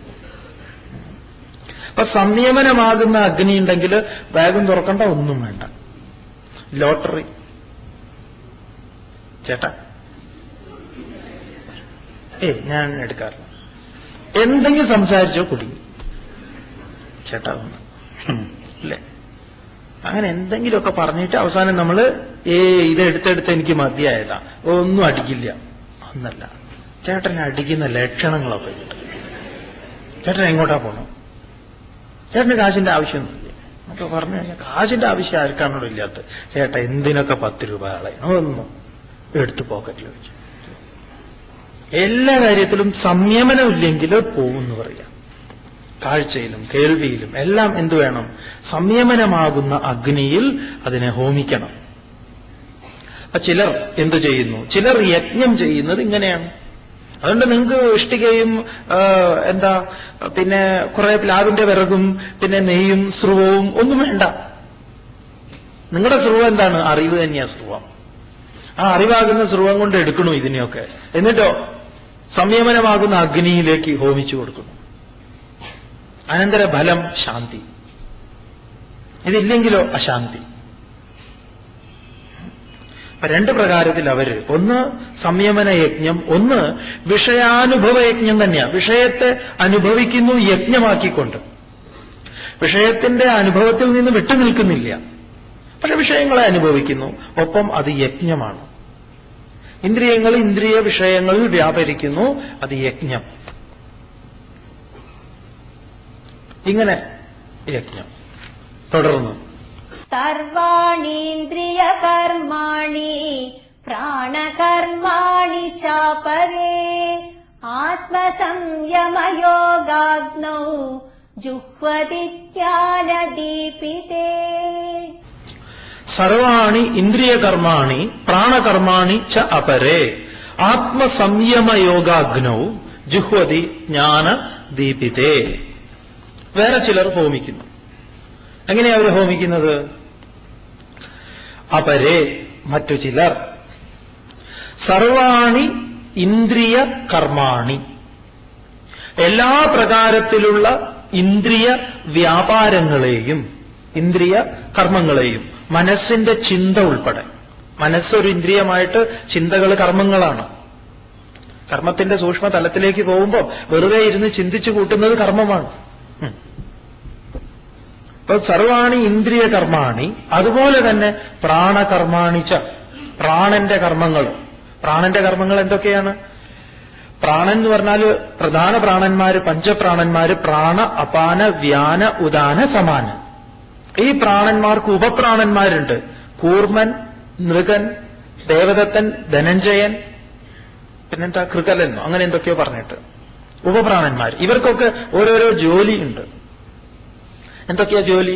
പ്രധാന പ്രാണന് പുറത്തേക്കും അകത്തേക്കും കൊണ്ടുപോവുക. പിന്നെ അപാനൻ ദഹിച്ച ആഹാരത്തെയൊക്കെ സമമായിട്ട് ഓരോ സ്ഥലത്തെത്തി. അപാനനല്ല, സമാനൻ. അപാനൻ പുറത്തേക്ക് വിസർജനാദി പ്രക്രിയകളെയൊക്കെ ചെയ്യുക. ഇങ്ങനെ ശരീരത്തിന് കുറുകെ പോകുന്ന വ്യാനന്റെ പ്രവൃത്തി, ഇതൊക്കെ തത്വബോധത്തിലൊക്കെ ഇതിനെ വിസ്തരിക്കുന്നുണ്ട്. തത്വബോധത്തിലും അതുപോലെ ശങ്കരാചാര്യസ്വാമികളുടെ പ്രകരണ ഗ്രന്ഥങ്ങളിലൊക്കെ കാണാം ഇത്. ഈ ഉപപ്രാണന്മാര് ചെറിയ ചെറിയ പരിപാടികളൊക്കെ ചെയ്യുന്നവരാ. എക്കിട്ട ഇടുന്നത് എന്ന് പറയില്ലേ, അത് ഒരു പ്രാണനാണ്. കണ്ണ് ചിമ്മുന്നത് ഒരു പ്രാണനാണ്. ഒരു പ്രാണന്റെ, ഒരു ചെറിയ ചിന്ന പ്രാണന്റെ ജോലിയാ കണ്ണ് ചിമ്മുക എന്നുള്ളത്. വിയർക്കുക എന്നുള്ളത് ഒരു പ്രാണന്റെ ഇതാണ്. തുമ്മൽ ഒരു പ്രാണന്റെതാണ്. അപ്പൊ ഈ 5 ഉപപ്രാണന്മാരും ആ പ്രാണപ്രവർത്തനങ്ങളും പ്രധാന പ്രാണന്റെ പ്രവർത്തനങ്ങളും ഈ പ്രാണകർമ്മങ്ങളെല്ലാം, പ്രാണകർമാണിച്ച പ്രാണകർമ്മങ്ങളും ജ്ഞാനദീപിതേ. ജ്ഞാനദീപിതേ എന്ന് പറഞ്ഞാൽ ജ്ഞാന അറിവ് പ്രകാശിതമായിട്ടുള്ള സംയമ യോഗാഗ്നൗ, ആത്മസംയമമാകുന്ന യോഗമാകുന്ന അഗ്നിയിൽ, യോഗം എന്ന് പറഞ്ഞ ചേർച്ച, ആ അഗ്നിയിൽ ജുഹ്വതി ഹോമിക്കുന്നു. ഇവിടെയും ആത്മസംയമനമാണ് എന്ന് പറയാം. ആ അഗ്നിയിലാണ് അവർ ഹോമിക്കുന്നത്. ഏതിനെയൊക്കെ? പ്രാണകർമ്മങ്ങളെയും പിന്നെ ഇന്ദ്രിയ കർമ്മങ്ങളെയും. സർവാണി ഇന്ദ്രിയാണി എന്ന് പറഞ്ഞാൽ തന്നെ എല്ലാം പെട്ടു. എന്നാലും ഭഗവാൻ വിസ്തരിച്ച് പറയാം. അപ്പം ഇങ്ങനെ നമ്മൾ ഹോമിക്കേണ്ടവരാണ്. അപ്പോഴാണ് നമ്മൾ എന്താവുന്നത്? ഇതാണ് ഭഗവാൻ ഇരിക്കുന്നത് ഉള്ളിലാണ്. ഇതുവരെ ഇപ്പം നമുക്ക് അഡ്രസ്സ് മാറിയിട്ടുണ്ട്. ഭഗവാന്റെ എവിടെയാ ഭഗവാന്റെ സങ്കേതമൊന്നും പിടികിട്ടിയിട്ടില്ല. നമ്മൾ പുറത്തു പോയിട്ട് അവിടെയൊക്കെ ഹോമിക്കാൻ ശ്രമം നടത്തുക. ആദ്യം ഇവിടെ ഹോമിക്കണം. അതുകൊണ്ട് ഒരിക്കലും ഒരു ഭിക്ഷക്കാരൻ ക്ഷേത്രത്തിന്റെ മുന്നിൽ പോയി ഇരുന്നിട്ട് അദ്ദേഹം പറഞ്ഞു, ഭഗവാന്റെ നാമത്തിൽ എന്തെങ്കിലും തരണേ, ഭഗവാൻ നിങ്ങളെ അനുഗ്രഹിക്കും, കണ്ണ് കാണാത്തവനാണ്, വിശക്കുന്നവനാണ്, വിശപ്പിന് അരിക്ക് വേണ്ടി എന്തെങ്കിലും തരണേ എന്നൊക്കെ പറഞ്ഞു. ഭഗവാൻ നിങ്ങളെ അനുഗ്രഹിക്കും എന്നൊക്കെ പറഞ്ഞു. ആദ്യമായിട്ട് ഭിക്ഷയ്ക്ക് ഇറങ്ങിയതുമാണ്. ഒന്നും കിട്ടിയില്ല എന്ന് പറയും. ആരും എന്തോ എടുക്കാത്ത എന്തോ ഒരു 25 പൈസ കൊടുത്തു. നോക്കുന്ന സമയത്ത് കാണുന്ന തന്നെ ഇല്ല. 25 ആണോ അത്? എത്രയാണ്? നിരാശനായിട്ട് കള്ളുഷാപ്പിന്റെ മുന്നിൽ പോയി നിന്നു. അവിടെ പോയി നിന്നിട്ട് പ്രാർത്ഥിച്ചു, ഭഗവാനെ എന്തെങ്കിലും തരണേ എന്ന്. ഈ കൂട്ടിച്ച് ഇറങ്ങുന്നവരോട്ടെ. അപ്പൊ 4-5 പേര് നോട്ടൊക്കെ 10ഉം 5ഉം 20 നന്നായി വാന്നും പറഞ്ഞിട്ട്, ഞാനും ഇങ്ങനെ, നീയെങ്കിലും നന്നാവൂ എന്നൊക്കെ പറഞ്ഞു കൊടുത്തു. അവര് അത്ഭുതപ്പെട്ടു. അവര് പറയാം, ഓ അങ്ങയുടെ ഒരു എന്താ പറയുക, അങ്ങയുടെ ഒരു ലീലാവിലാസ്, ഒരു അഡ്രസ്സ് തന്നിട്ട് വേറൊരു സ്ഥലത്ത് പോയിരിക്കുക, ഇതേതായാലും തരക്കേടില്ല എന്ന് പറയാം. മനസ്സിലായില്ല? അഡ്രസ്സ് തന്നിടത്ത് അങ്ങില്ല, എന്നിട്ട് ഇരിക്കുന്നത് വേറൊരിടത്താണെന്ന് പറയുന്നത്. അവനെ സംബന്ധിച്ച് ഫലം കിട്ടുന്നത് ഷാപ്പിലാണ്. അപ്പൊ ഇവിടെയാണ് ഫലം ഇരിക്കുന്നത്. ഇവിടെയാണ് ഹോമാദികൾ നടക്കേണ്ടത്. ഏതൊരു അഗ്നിയിലേക്കാണോ ഹവിസ് ഈ ഹവിസ്സാകുന്ന പ്രപഞ്ച ദൃശ്യങ്ങൾ, ശബ്ദസ്പർശ രസരൂപ ഗന്ധാദികളാകുന്ന ഹോമദ്രവ്യങ്ങളെ, എന്തൊരു ഉദാത്തമായ ഭാവനയെ നോക്കൂ. അത് ഈ ഹോമം നമ്മുടെ മുൻപിൽ ഇരിക്കുന്നതുകൊണ്ടാണ് നമുക്കതിനെ തന്നെ പിടികിട്ടിയത്. ആ ഹോമാഗ്നിയിലേക്ക് വൈവിധ്യമാർന്ന ഹവിസുകളൊക്കെ സമർപ്പിക്കുമ്പോൾ അതിനെങ്ങനെയൊന്ന് കാണുക. ബാഹ്യമായ ഹോമത്തിൽ നിന്ന് മാറി ആന്തരികമായൊരു ഹോമകുണ്ഡം തന്റെ ഉള്ളിൽ തന്നെ ആ സംയമനമാകുന്ന അഗ്നിയെ താൻ ജ്വലിപ്പിക്കുന്നു. ആ അഗ്നിയിലേക്ക് ഈ വിഷയങ്ങളെ മുഴുവൻ സമർപ്പിക്കുക. ഇനി വേറെ ചിലരെന്താ ചെയ്യുന്നത് നോക്കാം. ദ്രവ്യയജ്ഞാസ്തപോയജ്ഞാഃ യോഗയജ്ഞാസ്തഥാ പരേ സ്വാധ്യായജ്ഞാനയജ്ഞാശ്ച യതയഃ സംശിതവ്രതാഃ. ദ്രവ്യയജ്ഞാസ്തപോയജ്ഞാഃ യോഗയജ്ഞാഃ തഥാ അപരേ സ്വാധ്യായജ്ഞാനയജ്ഞാഃ ച യതയഃ സംശിതവ്രതാഃ.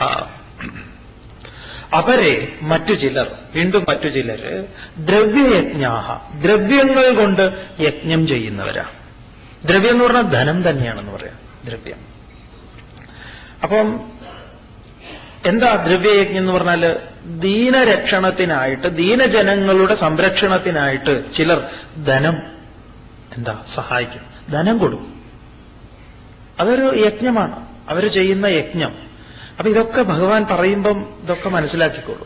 അത് അറിഞ്ഞിട്ട് വേണം കൊടുക്കാൻ. എല്ലാവർക്കും തോന്നിയതുപോലെ കൊടുക്കലല്ല. എല്ലാവർക്കും എന്ന് പറഞ്ഞു കഴിഞ്ഞാൽ നമ്മളൊക്കെ പലപ്പോഴും കൊടുക്കുന്നത് പേടിച്ച് കൊടുക്കുന്നതാ. ഈ രാഷ്ട്രീയക്കാരൊക്കെ വന്ന് ചോദിക്കുമ്പോൾ സന്തോഷമായിട്ട് കൊടുക്കുന്ന അല്ല. ഇലക്ഷനൊക്കെ വരുമ്പോൾ ചോദിക്കുമല്ലോ, ഈ ബിസിനസ്സൊക്കെ നടത്തുന്നവര് എന്തിനാ ഇവർക്ക് കൊടുക്കുന്നത്? നാളെ കുഴപ്പമുണ്ടാക്കാതിരിക്കാൻ ഭയപ്പെട്ട് കൊടുക്കും. പിന്നെ ചില പിരിവുകളൊക്കെ അങ്ങനെയാണ്. അതിനൊരു പിരിവിന് തന്നെ ഒരു ശൈലിയൊക്കെ ഉണ്ട്. ഇതൊന്നുമല്ലാതെ സമൂഹത്തിന്റെ നന്മയ്ക്ക് വേണ്ടി ഓരോരുത്തരും ഓരോ കാര്യങ്ങൾ ചെയ്യുന്നു. അപ്പം അതെന്താണ്? ദ്രവ്യയജ്ഞമാണ്. അവരുടെ അടുത്ത് കുറെ ധനമുണ്ട്. ആ ധനം അവരെന്ത് ചെയ്യുന്നു? ആ ഓരോരോ നല്ല നല്ല കാര്യങ്ങൾക്ക് വേണ്ടി അവർ ചെയ്യും, ദാനം ചെയ്യും. അങ്ങനെ ചിലർ ദാന കർമ്മങ്ങളൊക്കെ ചെയ്യുന്നു. ചിലരോ അപരേ തപോയജ്ഞാഃ മറ്റു ചിലർ തപശ്ചര്യയിൽ ഏർപ്പെടും. തപിപ്പിക്കുക എന്ന് പറഞ്ഞാൽ ചൂട് പിടിപ്പിക്കുക. ചൂടാക്കുക എന്ന് പറഞ്ഞാൽ താൻ ചൂടാവുകയല്ല, പിന്നെയോ സ്വരൂപത്തെ അറിയുക, അതിലൂടെ തന്റെ തപം ലോകത്തിന് അനുഗ്രഹമായി മാറുക. ഇപ്പൊ രാമകൃഷ്ണദേവൻ തപസ് ചെയ്തതുകൊണ്ടാണ് വിവേകാനന്ദ സ്വാമികളെ പോലെ ഒരാള് ജാതമായത്, അല്ലെങ്കിൽ തപോവന സ്വാമികള്, അങ്ങനെ ഒരുപാട് പേര്. അവര് അവിടെ തപം ചെയ്തത് നമുക്കതിന്റെ ഗുണമുണ്ടാവുമെന്ന് പറയും. അങ്ങനെ സ്വയം തപശ്ചര്യയിൽ ഏർപ്പെടുന്ന ചിലർ. അവരെ മറ്റു ചിലരോ യോഗയജ്ഞാഃ യോഗത്തെ യജ്ഞമാക്കിയിട്ടുള്ളവർ. യോഗം എന്ന് പറഞ്ഞാൽ നമുക്ക് ഹഠയോഗം മുതലായിട്ടുള്ള യോഗങ്ങളും ഈ പട്ടികയിൽ പെടുത്താവുന്നതാണ്. അവരാ യോഗം തന്നെയാണ് അവരുടെ യജ്ഞം. ചിലരങ്ങനെയാണ്. അതിനുവേണ്ടി അവരുടെ ജീവിതം സമർപ്പിക്കുന്നു. ഇപ്പോൾ ഇന്നത്തെ ഭാഷയിൽ ഇതൊക്കെ ഇപ്പം നമ്മൾ പറയുകയാണെങ്കിൽ ഇപ്പോ സയന്റിസ്റ്റുകൾ ഉണ്ടാവും അല്ലേ, ശാസ്ത്രകാരന്മാര് എല്ലാവരും ഒന്നും നോബൽ സമ്മാനത്തിന് വേണ്ടി മാത്രം പണിയെടുക്കുന്നവരല്ല. ഉണ്ട്, അതിൽ ചില കേസുകളൊക്കെ വെറും ഒരു നോബൽ സമ്മാനമായിരിക്കും മുന്നിൽ ലക്ഷ്യം. എല്ലാവരും അങ്ങനെയല്ല എന്ന് പറയാം. സമൂഹത്തിന്റെ പല പല പ്രശ്നങ്ങളും പരിഹരിക്കാൻ വേണ്ടി, ഇപ്പൊ എയ്ഡ്സിന് വേണ്ടി ഒരു മരുന്ന് കണ്ടെത്താൻ വേണ്ടിയിട്ട് എത്രയോ പേര് അതിനുവേണ്ടി തപസ് ചെയ്യുന്നുണ്ട്. അതൊരു തപസ്സാണ്. അവർ അഹോരാത്രം അതിനുവേണ്ടി അങ്ങനെ പ്രയത്നിക്കുന്നു. അപ്പൊ ചില കാര്യങ്ങൾ തെളിയിച്ചെടുക്കാൻ വേണ്ടി അവരാ ഒരു കാര്യത്തിൽ മാത്രം വ്യാപൃതരായിക്കൊണ്ടിരിക്കും. അതൊരു യജ്ഞമാണ്, ലോകത്തിന്റെ അനുഗ്രഹത്തിനാണത്. പുതിയ പുതിയ പല പല കണ്ടെത്തലുകൾ നടത്തുക, അതും ഇതിൽ പെടുമെന്ന് പറയാം. സമൂഹത്തിന്റെ നന്മയ്ക്കാവുമ്പോൾ അതൊക്കെ ഇത്തരത്തിലുള്ളതാണ്. ഇങ്ങനെ യോഗയജ്ഞാഃ. ഇതുപോലെ മറ്റു ചിലർ അതുപോലെ തഥാ അപരെ അപ്രകാരം മറ്റു ചിലര് സ്വാധ്യായ യജ്ഞായ സ്വ അധ്യയനം എന്നതിലൂടെ സ്വാധ്യായമാകുന്ന യജ്ഞത്തില് സ്വാധ്യായമാകുന്ന ജ്ഞാനയജ്ഞം. ഇതിപ്പോ ഒരു ജ്ഞാനയജ്ഞമാണ്. ഇപ്പൊ സ്വാമിയൊക്കെ ചെയ്യുന്ന യജ്ഞം എന്ന് പറഞ്ഞാൽ ജ്ഞാനയജ്ഞമാണ്. നമുക്ക് ചെയ്യാനുള്ളത് അറിവിനെ പകർന്നു കൊടുക്കുക. ഈ അറിവിലേക്ക് ഉണരാൻ ആളുകൾക്ക് സഹായകമാകുന്ന രീതിയിൽ അതിന്റെ സാഹചര്യങ്ങളൊക്കെ സൃഷ്ടിക്കുക എന്നുള്ളതാണ് നമ്മളെ സംബന്ധിച്ച ജോലി. നമുക്കിപ്പോ ദ്രവ്യയജ്ഞം നടത്താൻ പറ്റുമോ? ഇല്ല, ദ്രവ്യം മേടിക്കാനേ പറ്റൂ. അതുകൊണ്ട് യജ്ഞം നടത്താൻ പറ്റില്ല എന്ന് പറയാം. ഇതാണ് നമ്മളെ സംബന്ധിക്കുന്നത്.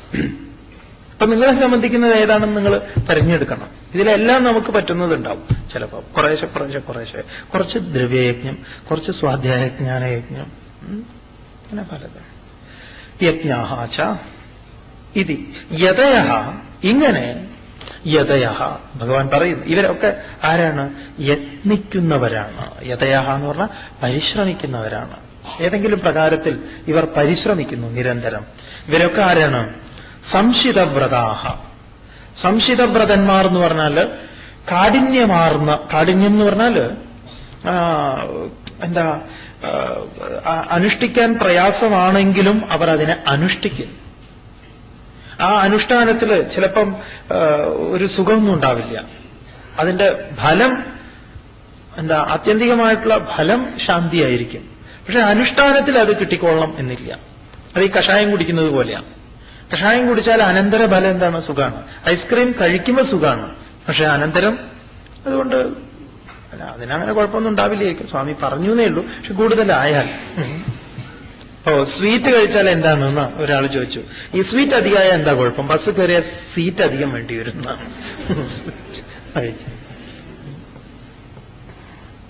അതുപോലെ ചിലർ യതയഃ സംശിതവ്രതാഹ, ഇവരൊക്കെ തന്നെ ആരാണ്? വ്രതം ഉള്ളവരാണ്. കഠിന വ്രതത്തോടുകൂടി കാര്യങ്ങൾ ചെയ്യുന്നവരാണ്. തീഷ്ണവ്രതം, തീഷ്ണതയുള്ളവരാണ്. തുടർന്ന് അപാനേ ജുഹ്വതി പ്രാണം പ്രാണേ പാനം തഥാ പരേ പ്രാണാപാനഗതിരുദ്ധ്വാ പ്രാണായാമപരായണാഃ. അപാനേ ജിഹ്വതി പ്രാണം പ്രാണേ അപാനം തഥാ അപരേ പ്രാണാപാനഗതിരുദ്ധ്വാ പ്രാണായാമപരായണാഃ. ഇനി അപരേ ചിലർ എന്താ ചെയ്യുന്നത്? പ്രാണായാമപരായണാഃ. പ്രാണായാമത്തിൽ തത്പരരായിട്ടുള്ള അവര് പ്രാണായാമത്തിലൂടെ, ഇപ്പൊ സിദ്ധവേദം എന്നൊക്കെ പറഞ്ഞിട്ട് ഓരോരോ സമ്പ്രദായമുണ്ട്. അവരെന്താണ്? പ്രാണനാണ് ബ്രഹ്മം എന്ന് പറയുന്നു. അപ്പൊ പ്രാണനെ അടക്കുന്നതിലൂടെ പ്രാണന് വേണ്ടിയിട്ട് പ്രാണനാണ് പ്രധാനി. അപ്പൊ അവരെ സംബന്ധിച്ച് എന്താ? പ്രാണനാണ് എല്ലാം. പ്രാണന്റെ കുഴപ്പമാണ് എല്ലാറ്റിനും കുഴപ്പം. അപ്പൊ പ്രാണായാമം ശരിയായാൽ നിങ്ങൾക്ക് എല്ലാ രോഗത്തിൽ നിന്നും വിടുതൽ. അതുകൊണ്ട് അവര് പ്രാണായാമത്തെക്കുറിച്ചൊക്കെ പറയും. അങ്ങനെ പ്രാണായാമത്തിലൂടെ പ്രാണായാമ പരായണാഃ അപരേ പ്രാണാപാനഗതിരുദ്ധ്വ, പ്രാണാപാനന്മാരുടെ ഗതിയെ നിയന്ത്രിച്ച് തടഞ്ഞിട്ട്, രുദ്ധ്വ എന്ന് പറഞ്ഞാൽ തടഞ്ഞിട്ട് എന്നാണ്. അതിനെ തടഞ്ഞു നിർത്തിയിട്ട് അങ്ങനത്തെ പണിയൊക്കെ ഉണ്ട്. അപ്പൊ അതൊക്കെ നിങ്ങൾ അഭ്യസിക്കുമ്പോൾ വളരെ ശ്രദ്ധിക്കണം. വെറുതെ എങ്ങനെ അഭ്യസിച്ചുകൂടാ. ഈ ഹൃദയ സംബന്ധമായ അസുഖങ്ങളൊക്കെ ഉള്ളവര് ആദ്യം തന്നെ ഈ ടിവിയിൽ വന്നു പ്രാണായാമം വലിച്ചോളാൻ പറഞ്ഞു. അതോടുകൂടി കഴിയും വലിയത്. അപ്പൊ അതൊക്കെ നോക്കണം. ഈ ടിവിയിലുള്ള രാവിലെ കണ്ടിട്ട് നിങ്ങൾ എല്ലാം അനുകരിക്കാൻ നിൽക്കരുത്. അത് കുഴപ്പങ്ങളുണ്ടാക്കും. അത് അവര് ഈ പത്മാസനത്തിൽ ഇരുന്നിട്ട് കാലെടുത്ത് വെക്കാൻ പറഞ്ഞു, പിന്നെ ഇതെല്ലാം കൂടെ പിണച്ച് വെക്കാൻ പറഞ്ഞു. എന്നിട്ട് പറഞ്ഞു ഇനി അടുത്ത ആഴ്ച. ഇനി ഇയാൾക്ക് ഇത് ഊരേണ്ടത് എങ്ങനെയാണെന്ന് അറിയില്ല. അവസാനം വിളിക്കുകയാണ് ഇതൊന്ന് എങ്ങനെയെങ്കിലും എടുക്കാൻ. പ്രാണായാമം എന്ന് പറഞ്ഞാല് വളരെ ലളിതമായിട്ട് മനസ്സിലാക്കാൻ പറ്റുന്ന ഒരു കാര്യം. അതിന് 3 തലങ്ങളുണ്ട്. 1 പൂരകം, 2 കുംഭകം, 3 രേചകം. പൂരകം എന്ന് പറഞ്ഞാൽ പൂരിപ്പിക്കുക, പ്രാണനെ പൂരിപ്പിക്കുക. കഴിയുന്നത്ര സാവകാശം, ഒരു എന്താ പറയാ വലിച്ചിലും പാടില്ല. നമ്മളിത് അങ്ങനെയല്ല. അങ്ങനെ പ്രാണനെ ചിലരെടുക്കുമ്പോൾ ഇങ്ങനെ ഒരു ഇളക്കുണ്ടാവും. ഒരു ഇളക്കവും വേണ്ട. അങ്ങനെ ഇളകാനേ പാടില്ല. നമ്മൾ അറിയുക പോലും ചെയ്യരുത്. ചിലർക്ക് അങ്ങനെയാണ്. ഇപ്പൊ ഇത് എടുക്കുമ്പോൾ ചന്ദനത്തിലൊക്കെ നേരെ മുന്നിൽ തന്നെ കത്തിച്ചു വെക്കും. അങ്ങനത്തെ യാതൊരു സാധനവും പാടില്ല. ശുദ്ധമായ വായു. നിങ്ങൾ ഇതൊക്കെ ചെയ്യുന്നതിന് മുമ്പ് അയഞ്ഞ വസ്ത്രങ്ങളൊക്കെ വേണം. 6-ാം അധ്യായത്തിൽ അതൊക്കെ പറയുന്നുണ്ട്. ആ സമയത്ത് സ്വാമി ധ്യാനം നമുക്ക് പരിശീലിക്കാം കുറച്ച്. അപ്പൊ പ്രാണനെ എന്താ ശുദ്ധമായ പ്രാണനെ ആയിരിക്കണം. അതിങ്ങനെ സ്പ്രേ ഒക്കെ അടിച്ചു വെച്ച് അതിനെങ്ങനെ അടിച്ചു കയറ്റാനൊന്നും പാടില്ല. ആസ്മാദി രോഗങ്ങളൊക്കെ ഉണ്ടാവും. ആസ്മ മുതലായിട്ടുള്ള രോഗങ്ങൾക്കൊക്കെ സാധ്യതയുള്ളതാണ്. പിന്നെ വല്ലാതെ ജലദോഷവും കഫമൊക്കെ നിറഞ്ഞു നിൽക്കുമ്പോൾ വല്ലാതെ ശക്തി കൊടുത്ത് എന്ന് വലിക്കരുത്. ബലം, ചുരുക്കി പറഞ്ഞാൽ ബലം കൊടുക്കാനേ പാടില്ല. വളരെ സാവകാശം.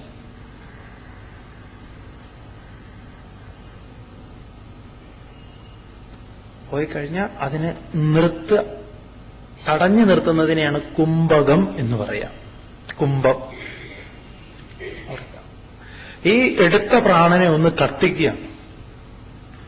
അപ്പൊ നമ്മുടെ പ്രാണ അറകള്, ശ്വാസ അറകള്, എല്ലാ അറകളും തുറക്കും പ്രാണൻ അങ്ങോട്ട് ചെന്നു കഴിഞ്ഞാൽ.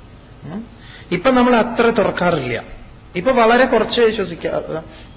ഇപ്പൊ ഇങ്ങനെ ഇതിലേ പോയി ഇതിലേ വരിക തന്നെയാ, ഉള്ളിലേക്കൊന്നും കയറുന്നില്ല. ഇപ്പൊ ഒരു വീടിന് 10-25 മുറിയുണ്ട് എന്നിരിക്കട്ടെ, ഒരു 10 മുറിയുണ്ട്. അതിൽ 4 മുറിയുള്ള ആളുകൾ താമസിക്കുന്നുണ്ട്, ബാക്കി 12 മുറി അടച്ചിട്ടിരിക്കുക. അതങ്ങനെ അടഞ്ഞു കിടക്കുക. പെട്ടെന്നാണ് ആളുകൾ വന്നിട്ട് ആ മുറി ഉപയോഗിക്കേണ്ടി വരുന്നത്. അപ്പോഴതിലേക്ക് കയറാൻ പറ്റും ആർക്കെങ്കിലും? പറ്റില്ല. ദിവസവും തുറന്ന് അടിച്ച് തുടച്ച് വെക്കുകയാണെങ്കിലോ എപ്പോ വേണമെങ്കിലും താമസിക്കാം. നമ്മുടെ പ്രാണ അറകളെ മുഴുവൻ തുറന്ന് അടച്ചു വെക്കണം, രാവിലെയോ വൈകിട്ടോ എന്തെങ്കിലും. അതുകൊണ്ട് ഈ കയറ്റം തന്നെ, ഈ സ്റ്റെപ്പ് കയറുമ്പോൾ തന്നെ വയ്യ അല്ലേ? കാരണം കുറച്ചധികം ശരീരം എടുത്ത സമയത്തേക്കും കൂടുതൽ പ്രാണൻ വേണ്ടി വരുന്നു. അപ്പം കുറച്ചു സമയം പ്രാണായാമം പരിശീലിക്കുന്നത് നല്ലതാ. അതിപ്പോ നിങ്ങൾ കാശൊന്നും കൊടുത്ത് പരിശീലിക്കണം എന്നില്ല. വീട്ടിൽ തന്നെ ഇരുന്ന് കഴിയുന്നത്ര പ്രാണനെ സാവകാശം ഉള്ളിലേക്ക് പൂരിപ്പിച്ച് ആ പ്രാണനെ എത്ര തടഞ്ഞു നിർത്താമോ, വല്ലാതെ ബുദ്ധിമുട്ടിങ്ങനെ ഞാൻ കുറെ നിർത്തും എന്ന് പറഞ്ഞ് സമയം ഇങ്ങനെ നോക്കി 5 മിനിറ്റ് ഒന്നും. നിങ്ങൾ ആരോടും ഒരു മത്സരം നടത്താതിരിക്കുക. പണ്ട് ചെറുപ്പം മുതലേ നമ്മളെ എല്ലാറ്റിലും അമ്മയും അച്ഛനും ടീച്ചറും മത്സരിപ്പിച്ച് ഇവിടെ വന്നിട്ട് ഒരു മത്സരമാണ്. ഗീത ഉണ്ടല്ലോ, ഞാൻ ആദ്യം പഠിക്കും, അതുകൊണ്ട് എനിക്കെല്ലാം മനസ്സിലാവുന്നുണ്ട്. അങ്ങനെ ഒരു മത്സരവും വേണ്ട. അപ്പൊ കഴിയുന്നത്ര പൂരിപ്പിച്ച് അതിന് എത്ര സമയം നിർത്താമോ അതിനൊരു കണക്കൊക്കെ ഉണ്ട്, എണ്ണമൊക്കെ ഉണ്ട്. ആ എണ്ണം പറഞ്ഞു കഴിഞ്ഞാൽ ഇപ്പൊ കുഴപ്പമാവും, നിങ്ങൾ പിന്നെ എണ്ണാൻ തുടങ്ങും. നിർത്തി. പിന്നെ സാവകാശം വേണം പുറത്തേക്ക് വിടാൻ. ചിലരങ്ങനെയല്ല എന്ന് പറഞ്ഞിട്ടൊരു വിടൻ, അതോടുകൂടി ആളുടെ കാറ്റങ്ങോട്ട് പോകും. ഒന്നും അറിയരുത്. ഒരാൾ പുറത്തുനിന്ന് നോക്കിയാൽ ഇയാളുടെ പ്രാണൻ ഉള്ളിലേക്ക് പോയോ, പ്രാണൻ പുറത്തേക്ക് വന്നോ, ഒന്നും അറിയാൻ പാടില്ല. ഇനിയിപ്പോ അതിനുവേണ്ടി നിങ്ങൾ ആളെ നിർത്തും വേണ്ട. എടാ നീ നോക്കണം കേട്ടോ, ശരിയാണോ എന്ന് അച്ഛൻ ചെയ്യുന്നത്.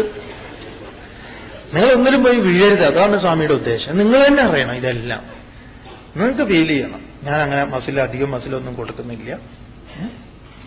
ഇങ്ങനെ പ്രാണായാമത്തെ പൂരിപ്പിച്ച് അതിനെ കുംഭമാക്കി, രേചകം എന്ന് പറഞ്ഞാൽ പുറത്തേക്ക് സാവകാശം വിടുക.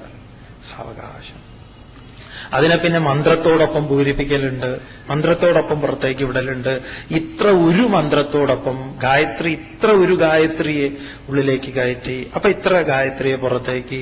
പിന്നെ പ്രണവത്തോട്, ഓങ്കാരം മാത്രം, അല്ലെങ്കിൽ വേറെ ഏതെങ്കിലും നാമം, അങ്ങനെ പല വിദ്യകളുമുണ്ട്.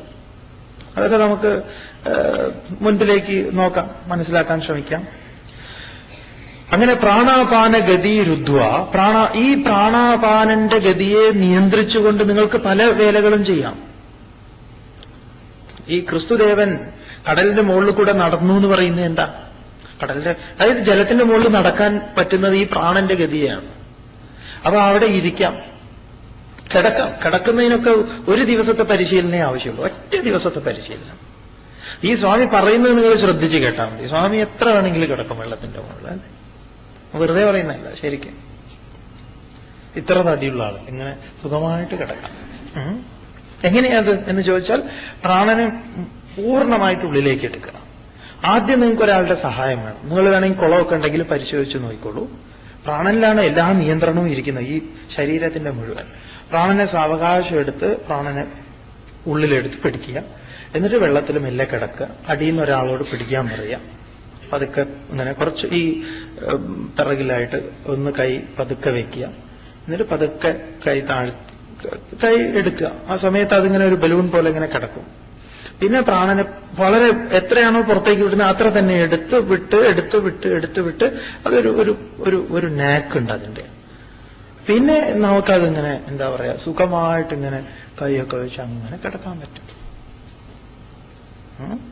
സാധിക്കുന്ന കണ്ടിട്ടില്ലേ പലരും കിടക്കുന്നത്? ഒരു അത്ഭുതമായിട്ടുള്ള കാര്യമല്ല.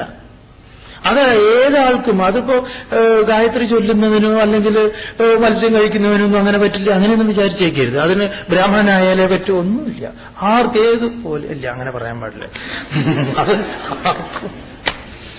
ആർക്കും പറ്റും എന്ന് പറയാം. അത് ഏതൊരാൾക്കും സാധിക്കാവുന്നതാണ്. അപ്പൊ പ്രാണന്റെ ഗതിയെ തടഞ്ഞുകൊണ്ട് നിരോധിച്ചുകൊണ്ട് തഥാ പ്രാണേ അപാനം ജുഹ്വതി, അവരെന്ത് ചെയ്യുന്നു? പ്രാണവായുവിനെയും അപാനവായുവിനെയും ഹോമിക്കുന്നു. ഏതില്? പ്രാണനിൽ തന്നെ. ഇതിനെല്ലാറ്റിനെയും പ്രാണനിലേക്ക് കേന്ദ്രീകരിപ്പിക്കുന്നു. പ്രാണന്റെ നിയന്ത്രണം വലിയ കാര്യം. പ്രാണനിലൂടെയാണ് നമ്മളെല്ലാം ആ മനസ്സിനെ ഇങ്ങോട്ടേക്ക് ഉള്ളിലേക്ക് എടുക്കുന്നത് പ്രാണനിലൂടെയാണ്. പ്രാണായാമം പരിശീലിക്കുന്നത് നല്ലതാണ്. അത് നിങ്ങൾ ഇങ്ങനത്തെ ഒരുപാട് കൺഫ്യൂഷനുള്ള ജാതിയൊന്നും അതിൻ്റെതായിട്ടുള്ള ആളുകളൊക്കെ ഉണ്ടാവുമായിരിക്കാം. നിങ്ങൾ അവിടെ പോയിട്ട് നോക്കിക്കോളൂ. ചിലരങ്ങനെ എന്ന് പറഞ്ഞു വിടുന്ന ചില രീതികളൊക്കെ ഉണ്ട്. ഇവിടെ ഭഗവാൻ അങ്ങനത്തെ ഒരു ഉള്ളിലേക്ക് ആഞ്ഞു വലിച്ചോന്നും പുറത്തേക്ക് ആഞ്ഞു വിട്ടോളാനൊന്നും പറയുന്നില്ല. സാവകാശമുള്ള ഒരു ഏർപ്പാട്. ശരി, തുടർന്ന് അപരേ നിയതാഹാരാഃ പ്രാണാൻ പ്രാണേഷു ജുഹ്വതി സർവേപ്യേതേ യജ്ഞവിദഃ യജ്ഞക്ഷപിതകൽമഷാഃ. അപരേ മറ്റു ചിലർ നിയതാഹാരാഃ പ്രാണാൻ പ്രാണേഷു ജുഹ്വതി സർവേ അപി ഏതേ യജ്ഞവിദഃ യജ്ഞക്ഷപിതകൽമഷാഃ. പറയണം. അപരേ മറ്റു ചിലർ നിയതാഹാരാഃ ആഹാരം നിയന്ത്രിച്ച് ആഹാരത്തെ നിയമനം ചെയ്ത്, എല്ലാ ആഹാരവും ഉണ്ട്, ഈ ഇന്ദ്രിയ വിഷയങ്ങളും അതുപോലെ കഴിക്കുന്ന ശാപ്പാട്ടിലും ഒക്കെ ഒരു നിയന്ത്രണം കൊണ്ടുവന്നിട്ട് പ്രാണാൻ പ്രാണേഷു ജുഹ്വതി പ്രാണശക്തികളെ പ്രാണനിൽ പ്രഥമ പ്രാണനിൽ ഹോമിക്കുന്നു, ഉപപ്രാണന്മാരെ പ്രധാന പ്രാണനിൽ ഹോമിക്കുന്നു. ഈ പ്രാണായാമ കല അഭ്യസിക്കുന്നത് വളരെ നല്ലതാണ്. നിങ്ങൾക്കത് അതിൻ്റെതായിട്ടുള്ള ആളുകളുടെ അടുത്തൊക്കെ പോയിട്ട് നിങ്ങളത് പരിശീലിച്ചു കഴിഞ്ഞാൽ ഈ അലർജി സംബന്ധമായിട്ടുള്ള അസുഖങ്ങളൊക്കെ മാറിക്കിട്ടും എന്ന് പറയും. പിന്നെ മാത്രമല്ല, നമുക്ക് ഇപ്പൊ കുട്ടികളൊക്കെ ചോദിക്കും, നമുക്ക് തന്നെ ഒരു 10 മണി 11 മണിക്കൊക്കെ ഇരുന്ന് എന്തെങ്കിലുമൊക്കെ ചെയ്യുന്ന സമയത്ത് ഉറക്കം വരികയാണെങ്കിൽ തന്നെ ഒന്ന് ഇരുന്ന് പ്രാണനെ ഒരു 5 പ്രാവശ്യം പ്രാണനെ ഉള്ളിലേക്ക് കഴിയുന്നത്ര എടുത്ത് സാവകാശം പുറത്തു വിട്ടു കഴിഞ്ഞാൽ തന്നെ ഒരു ഉണർവുണ്ടാവും. അതിനെ ഉറങ്ങാൻ പറ്റില്ല, ആലസ്യം പോയി കിട്ടുന്നവർ. ഇപ്പൊ ഇവിടെ ഇരിക്കുമ്പോഴും അങ്ങനെ പരിശീലിക്കാവുന്നതാണ്. എപ്പോഴാണോ നമുക്ക് അങ്ങനെ നിദ്രയോ അങ്ങനെ എന്തെങ്കിലും അനുഭവപ്പെടുന്നുവെങ്കിൽ സാവകാശം പ്രാണനെ ഉള്ളിലേക്ക് ദീർഘമായിട്ടെടുക്കുക, പുറത്തേക്ക് വിടുക. ശക്തിയിൽ വിടുന്ന രീതിയൊക്കെ ഉണ്ട്. അതും സെല്ലുകളെയൊക്കെ കൂടുതൽ ഇതാക്കുന്നതൊക്കെയാണ്. പക്ഷെ അത് നിങ്ങൾ ആരുടെയെങ്കിലും കൃത്യമായ ശിക്ഷണത്തിൽ മാത്രം ചെയ്യണം, അല്ലെങ്കിൽ അതൊക്കെ ബുദ്ധിമുട്ടുണ്ടാക്കും.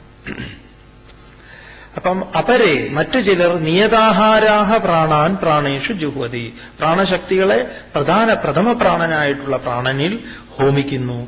ഏതേ ഇവരൊക്കെ സർവേ അപി ഇവരെല്ലാവരും യജ്ഞവിദഃ ഇവരൊക്കെ യജ്ഞത്തിന്റെ രഹസ്യം അറിഞ്ഞവരാണ്.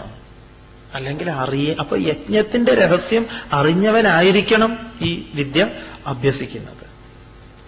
യജ്ഞക്ഷപിത കന്മഷാഹ യജ്ഞം കൊണ്ട് പാപത്തെ കെടുത്തിയിട്ടുള്ളവരാണ് എന്ന് പറയാം. അവരെ സംബന്ധിച്ച് ഇങ്ങനെയുള്ള യജ്ഞമാണ്. എന്തൊക്കെയാണ്? ഒരുപാട് കഴിക്കലല്ല എന്ന് പറയാം. അപ്പം ഭക്ഷണത്തിന്റെ കാര്യത്തിലൊക്കെ പറയല്ലോ, എന്താ ഒരു നേരം കഴിക്കുന്നവനെ യോഗി എന്നാണ് അത്ര പറയാ. ഒരു നേരം കഴിക്കുന്ന ആളാണ്. അപ്പൊ 2 നേരം കഴിക്കുന്ന ആളാണ് അത്ര ഭോഗി. 3 നേരം കഴിക്കുന്നത് ദ്രോഹിയാണ് അത്ര. 4 നേരം കഴിക്കുന്നത് രോഗി. അതെ. അപ്പൊ നമുക്ക് രോഗമുണ്ടെങ്കിൽ അതിന്റെ കാരണം എന്താണ്? 4-5 നേരമൊക്കെ കഴിക്കുന്നതുകൊണ്ടായിരിക്കാം. 6 നേരം കഴിക്കുന്നുവെങ്കിൽ രാജ്യദ്രോഹി എന്നാണ്.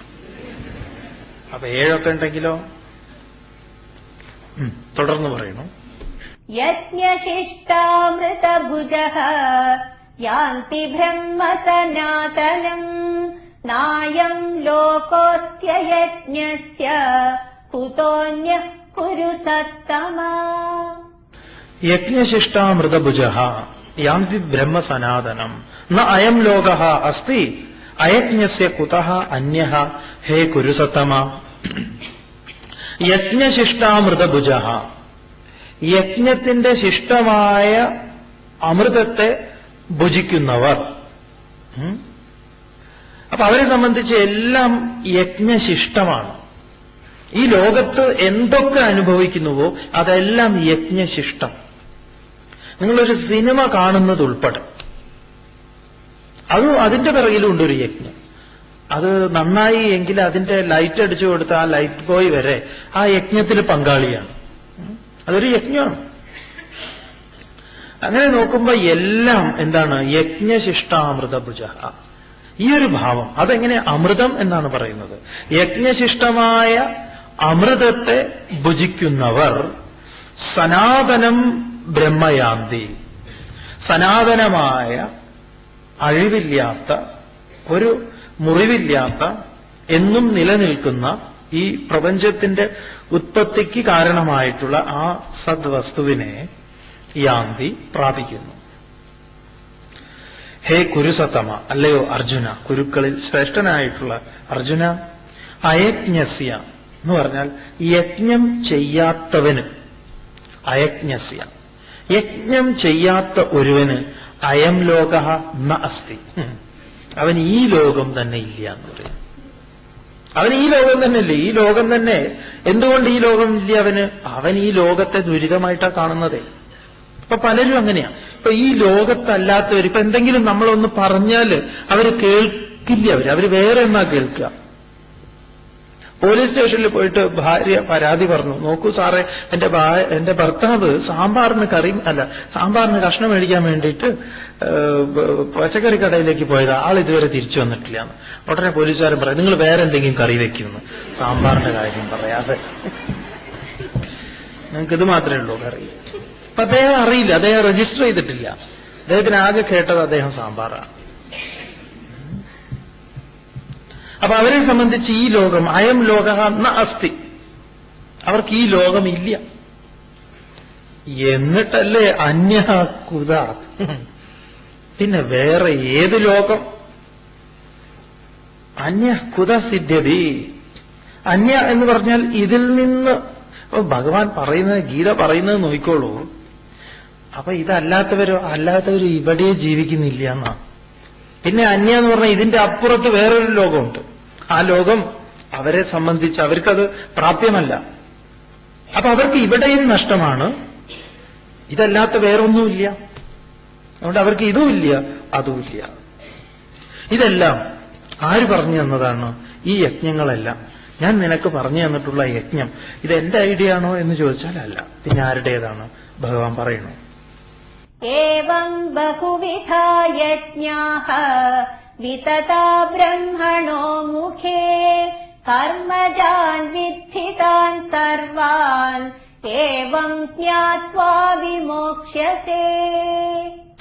ഏവം ബഹുവിധാഃ യജ്ഞാഃ വിതതാഃ ബ്രഹ്മണഃ മുഖേ കർമ്മജാൻ വിദ്ധി താൻ സർവാൻ ഏവം ജ്ഞാത്വാ വിമോക്ഷ്യസേ. ഏവം ബഹുവിധാഃ യജ്ഞാഃ, ഏവം ഇപ്രകാരമുള്ള ബഹുവിധാഃ അനേകങ്ങളായിട്ടുള്ള യജ്ഞാഃ യജ്ഞങ്ങൾ, എല്ലാം ബഹുവചനമാണ്. ബ്രഹ്മണാഃ എന്ന് പറഞ്ഞാൽ ബ്രഹ്മാവിന്റെ, ബ്രഹ്മത്തിന്റെ എന്നൊക്കെയാണ്. ഇവിടെ ബ്രഹ്മാവിന്റെ, ബ്രഹ്മത്തിന്റെ എന്ന് പറയുമ്പം വേദത്തിന്റെ എന്ന് തന്നെയാണ്. ബ്രഹ്മം എന്ന് പറഞ്ഞാൽ വേദം. മുഖം എന്ന് പറഞ്ഞാലോ ദ്വാരം എന്നാണ്, വേദദ്വാര എന്നാണ്. അപ്പൊ ബ്രഹ്മാവിന്റെ മുഖത്തിൽ നിന്ന്, അതുകൊണ്ടാണല്ലോ ബ്രഹ്മാവിന്റെ മുഖത്തിൽ നിന്ന് പുറത്തേക്ക് വന്ന വേദത്തെ കട്ടുകൊണ്ടുപോകുന്നുണ്ടല്ലോ. ആരാ കട്ടുകൊണ്ടുപോകണത്? ഹയഗ്രീവൻ എന്ന് പറഞ്ഞാൽ അസുരനാണ് ഹയഗ്രീവൻ, അല്ലേ? നിയന്ത്രണമില്ലാത്തവനാണ്. സുഗ്രീവനാണെങ്കിലേ ശരിയാവുള്ളൂ. ഇത് ഹയഗ്രീവനായിപ്പോയി. അപ്പം വേദം ആരാ കട്ടുകൊണ്ടുപോകുന്നത്? നിയന്ത്രണമില്ലാത്തവന് അറിവുണ്ടാവില്ല. അതാണ് അതിന്റെ താല്പര്യം. അത് വളരെ രസമായിട്ടാണ് അതിനെയൊക്കെ അവതരിപ്പിച്ചിരിക്കുന്നത്. പിന്നെ അതിനെ വീണ്ടെടുക്കണം. എന്ത് ചെയ്യണം? ഈ ഹയഗ്രീവനെയൊക്കെ ശരിയാക്കണം എന്ന് പറയാം. അത് സുഗ്രീവൻ വേണം വരാൻ, നിയന്ത്രണം വേണം. അപ്പം ഏവം ബഹുവിധാഹ യജ്ഞാഹ ബ്രഹ്മണാഹ മുഖേ വിദതാഹ. ബ്രഹ്മാവിന്റെ മുഖത്ത് നിന്ന്, വേദത്തിന്റെ മുഖത്ത് നിന്ന് എന്താണ്? വിദതാഹ, വിവരിച്ചിരിക്കുന്നു. ഇതൊക്കെ വൈദികമായിട്ട് പറയപ്പെട്ടിട്ടുള്ള യജ്ഞങ്ങളാണ്. ഞാൻ പറഞ്ഞത് ഇതിന്റെ പ്രമാണം ശ്രുതിയാണ് എന്ന് പറയാം. അപ്പൊ വേദത്തിൽ പറഞ്ഞിട്ടുണ്ട് ഇതൊക്കെ. താൻ സർവാൻ കർമ്മജാൻ, താൻ അവയെ സർവാൻ എല്ലാം തന്നെ കർമ്മജാൻ, കർമ്മങ്ങളിൽ നിന്ന് ഉണ്ടായതാണ്, കർമ്മത്തിൽ നിന്ന് ജനിച്ചത്. കർമ്മജാൻ വിദ്ധി എന്ന് ത്വം വിദ്ധി, നീ അറിയണം. നീ എന്താണ് ഇവിടെ അറിയേണ്ടത്? ഞാൻ ഏവം വിധങ്ങളായിട്ടുള്ള ഈ യജ്ഞങ്ങളെക്കുറിച്ചൊക്കെ പറഞ്ഞത് ബ്രഹ്മാവിന്റെ മുഖത്തിൽ നിന്ന് അല്ലെങ്കിൽ വേദത്തിൽ നിന്ന് തന്നെ ഉണ്ടായിട്ടുള്ളതാണ്. അതെല്ലാം തന്നെ കർമ്മത്തിൽ നിന്ന് ജാതമായതാണ് എന്ന് നീ അറിയണം. എന്നിട്ട് ഏവം ജ്ഞാത്വ, ഇപ്രകാരം അറിഞ്ഞ് വിമോക്ഷ്യസേ, നീ മോചിതനാകും എന്നും പറഞ്ഞ് ഭഗവാൻ യജ്ഞത്തിന്റെ ഉജ്ജ്വലമായ രൂപത്തെ അവതരിപ്പിക്കുകയാണ്. സംഗ്രഹിച്ച് അവതരിപ്പിക്കുക. ഗംഭീരമായ യജ്ഞം നാളെ, യജ്ഞത്തിന്റെ ഉജ്ജ്വല രൂപം എന്ന് പറയാം. നാളെയാണ് അത് അവതരിപ്പിക്കുന്നത്.